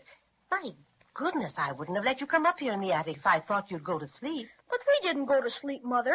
We went to Maybeland. Oh, Jimmy, look at poor Patio Cinnamon on the floor. And he's only about 4 inches high anymore. Can we take the Cinnamon Bear downstairs with us, Mother? The what? Why, the Cinnamon Bear. You know, Patio Cinnamon. We found him in the trunk, and he's the one who took us through Maybeland. And we had lots and lots of swell adventures, too. Oh, I see. May we take him downstairs, Mother? Of course you can. Now hurry. It's beginning to get dark.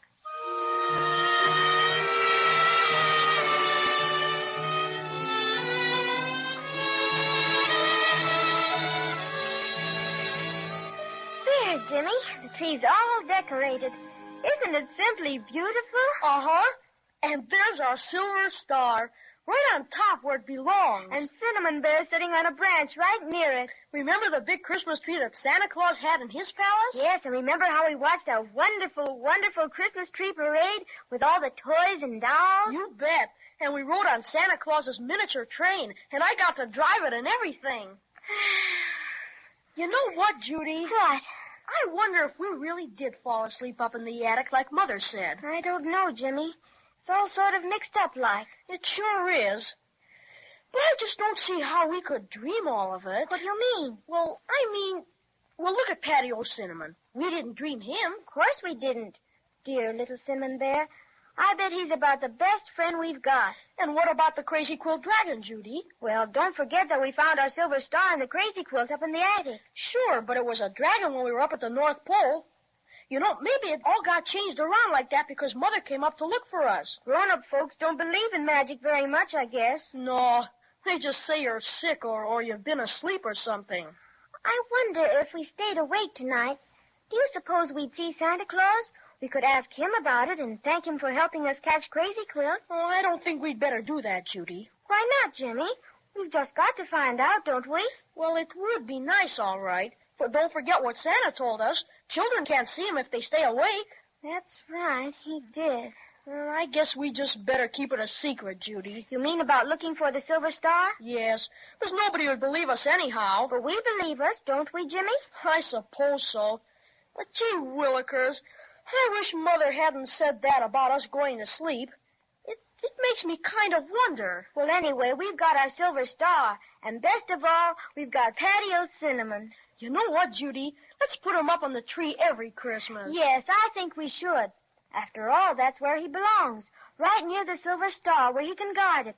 And see that nobody ever steals it again. I'm the cinnamon bear. Jimmy, I thought I heard something. Why, it sounds like Patio Cinnamon singing his very own song. But, Jimmy, he's only 4 inches high. Listen, Judy.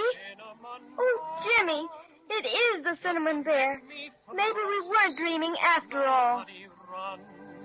Now I'll growl, hurrah, and I'll growl, hurroo. And if you like to fray, I'm much obliged to you.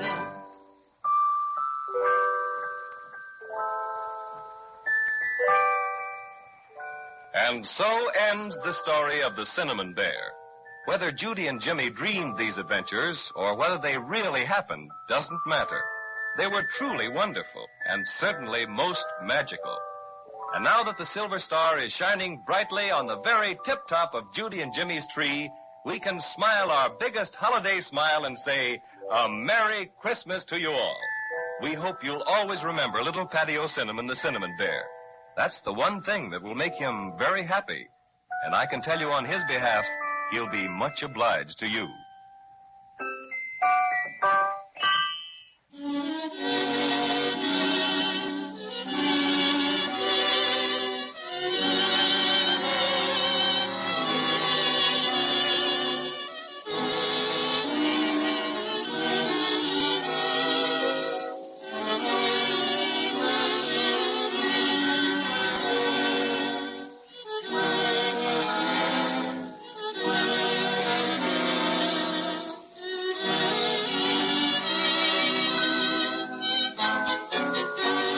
Less than 3% of the population were in towns of more than 10,000. Most immigrants lived on the land. but cities were beginning to flourish. Revolutionary Philadelphia, with its 40,000 inhabitants, was the first colonial city in size. New York was second with 25,000. Boston, with 16,000, third. Charleston, the largest city of the South, numbered 12,000. America was growing. And in spite of all adversity, America was destined to continue its growth. Why? Possibly because America was a dream for freedom-loving people, then as it is today. This is Chesterton Radio, your home for podcasts of works by G.K. Chesterton, plus drama, comedy, mystery, science fiction, big bands, and much more. The soundtrack to your Chesterton day at chestertonradio.com.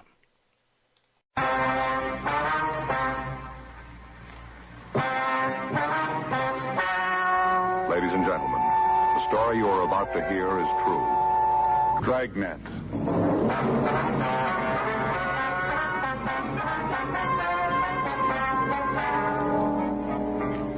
You're a detective sergeant. You're assigned to burglary division. You get a call that an important piece of religious art has been stolen from the oldest church in Los Angeles. There's no lead to its whereabouts. Your job? Find it. And thus increase our military and economic strength. Work for better schools and a better community. Guard your American heritage of freedom. It needs you. This is Chesterton Radio, the true, good, and beautiful at chestertonradio.com. Don't turn that dial. This is the right station if you want to hear about Jonathan Thomas and his Christmas on the Moon.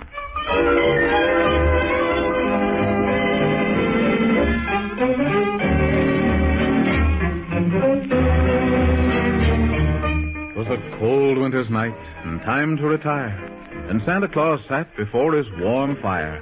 He said to himself, "Well, I made that nice sled that I promised to Johnny, and I painted it red. And I fixed up that train to make it run steady. The dolls are finished. I think I'm most ready." He heaved a great sigh and said, "I'll take a nap." And just then on the door there came a loud rap. 'Twas the wicked Squeebublians who hate Christmas cheer. And they said to Santa, "We'll fix you this year." So they tied him up tight, though he made a good fight, and carried him off through the cold, dark night. Now Jonathan Thomas, who's a wee little lad, heard what had happened, and he felt very sad. He said, "I'll find Santa, with the help, of course, of the Man in the Moon and Gorgonzola the horse." And the three started out on their perilous way to find Santa Claus before Christmas Day.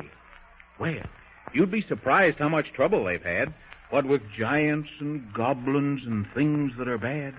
And the wickedest kind of a wicked old witch who rules o'er a land called Rumpelstitch has done her best with her terrible magic to make the end of this story tragic. But the good fairy queen has kept them from harm, for whatever happens, she knows the right charm. And I've had faith that the three would succeed, 'cause you can't make mistakes when you do a good deed. Well, they walked right into Looking-Glass Land, where they met Queen Alice in her court so grand, and she gave them a whistle to make them grow tall, or, if they preferred, it would make them grow small. They were chased by a dragon with 13 tails, and then the Squeebublians put them in jail.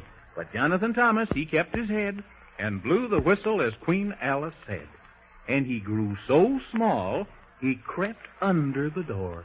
And then he grew up, and what is more, he opened the door for the Man in the Moon, and they rescued Santa quicker than soon. And now they're home safe in Santa Claus Land. They're having a party that's ever so grand. I'd like to be there myself, wouldn't you? Let's listen in and hear what they do. Jingle bells, jingle all the way. For Jonathan Thomas has kept his promise, it is a happy day. Oh, jingle bells, jingle all the while. Let everyone come and join the fun and wear your biggest smile. Just look and see the Christmas tree. 'Tis such a beautiful sight.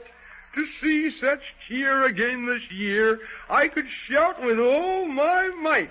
For Jonathan Thomas has kept his promise and rescued Santa Claus. He's as brave as can be, as you can all see. The bravest that ever was. Ho, ho, ho! How well I know. To me, he's such a joy. He's as brave as 10 men. And I say again, he's a mighty fine little boy. And now I trow the time has come for a speech to be heard by everyone. I told you I would, as I knew I should, and I always keep my promise. So now I present tonight's main event, a speech by Jonathan Thomas. For gracious sakes to goodness, Jonathan Thomas, hurry up and make a speech. Yeah. And if I know you, it'll be a peach. But I don't know how to make a speech. Go right ahead. Make it out of your head. For everyone wants to hear how it could be that you rescued me and bring such Christmas cheer. But I couldn't have rescued you, Mr. Santa Claus, if it hadn't been for the man in the moon and everybody else that was so nice to help me. Oh, flim flam and flub dud. He's only trying to flatter, for he did it, I own, by himself alone. So don't believe such chatter. You helped me, Mr. Man in the Moon, and so did the 3 little dwarfs, Weasel, Sneasel, and Beezle. That's not very true. For it was you. And that's true, Blow. So don't try to spoof, for we have proof. And we speak the truth. Jonathan Thomas, you kept your promise and rescued Santa Claus. Yeah, yeah, yeah, yeah. Ho, ho, hee, hee. I guess you can see that credit is due where credit should be. But if the 3 little dwarfs hadn't taught me the magic words, the wicked old witch would have gobbled me up. I never heard of a magic word. Pray tell me, how does it go? I like a line of magic rhyme. So what is it, I'd like to know? It's very easy, Mr. Santa Claus. You say it this way. Hans, squee, nun, squee, giggly, fay. Whenever the magic word you say of Hansquee, Nansquee, Giggly Vay, it is my cue to appear to you. It is the magic way. Oh, hello, Your Majesty, if you please. Well, bless my soul, we'll have such cheer. For now, most all of us are gathered here, but wait. There are 2 who are late. Well, speak of them all, and in they fall. Well, someone hurry and open the door, but wait a minute, for there's one thing more. Jonathan Thomas, now shut your eyes and stand right still. Now, open the door and let them in. It's your walrus friend and Whiskery Bill. Hello. Oh, hello, Whiskery Bill. It's as nice as can be for me to see that you're back again so soon. But I knew you could, as you said you would. You and the man in the moon. Right, me pink, I say. What a happy day. It's more than I could wish. Such lovely cheer. I'm glad I'm here. Will somebody throw me a fit? Ho, ho, ho, ho! My gracious to goodness. We're having a wonderful party. No thanks to that witch of Rumpelstitch, who thinks she's such a smarty. But let the bells ring out. We'll sing and shout and join in the fun with everyone. But we'll have to be fast, for the party can't last, because I've got to leave. For you see, I can't wait, or else I'll be late. For tonight is Christmas Eve, and I'll pack on my back my large toy sack, then into my sleigh and away through ice and snow to the world below, to be there on Christmas Day. Oh, I feel all goose pimply, I do. 'Cause I like Christmas better than 2 times 2 times 2. Before we go, we'd like to show how much we think of you. For you've kept your promise, Master Jonathan Thomas, a very fine thing to do. When morning does break, and when you awake, you needn't have a care, but look under your tree, and there you'll see that your toys will all be there. Oh, thank you, Mr. Santa Claus, if you please. We couldn't go wrong if we sang a song. Santa Claus, now what do you say? Let's have a tune before he leaves the moon to remember this happy day. Ho, ho, ho, ho, ho. That's a very fine thought, and I think we ought. Oh, strike up the music clear. Let the bells loudly ring and everyone sing. Let's have lots of Christmas cheer. Oh, come all ye faithful, joyful and triumphant. Oh, come ye to Bethlehem. Come and behold him, born the King of angels. Oh, come, let us adore him. Oh, come, let us adore him.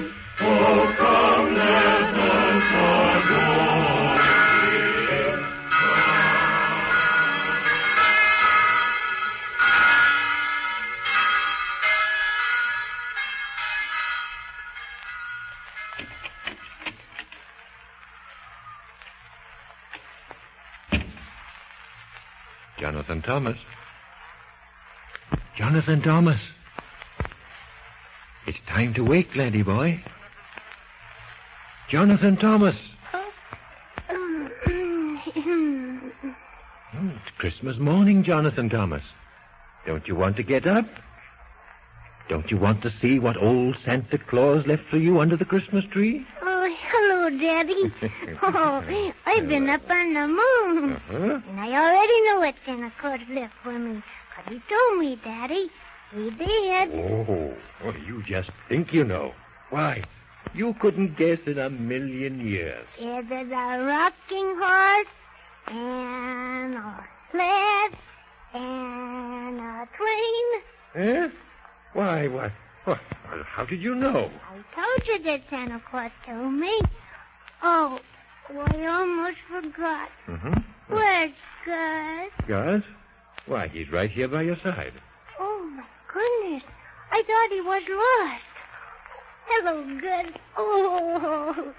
Now, come on, Daddy. Let's take Gus and go down the steps to the Christmas tree and... Oh, wait a minute, Daddy. I hope every boy and girl in the world will have as wonderful a Christmas as I have. And I wish I could see them all and say, Merry Christmas and a Happy New Year.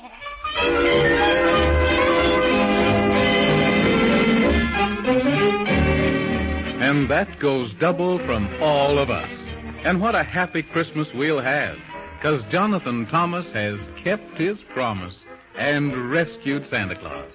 And now, a Merry Christmas to all, and to all, a Happy New Year. You are listening to Chesterton Radio at chestertonradio.com.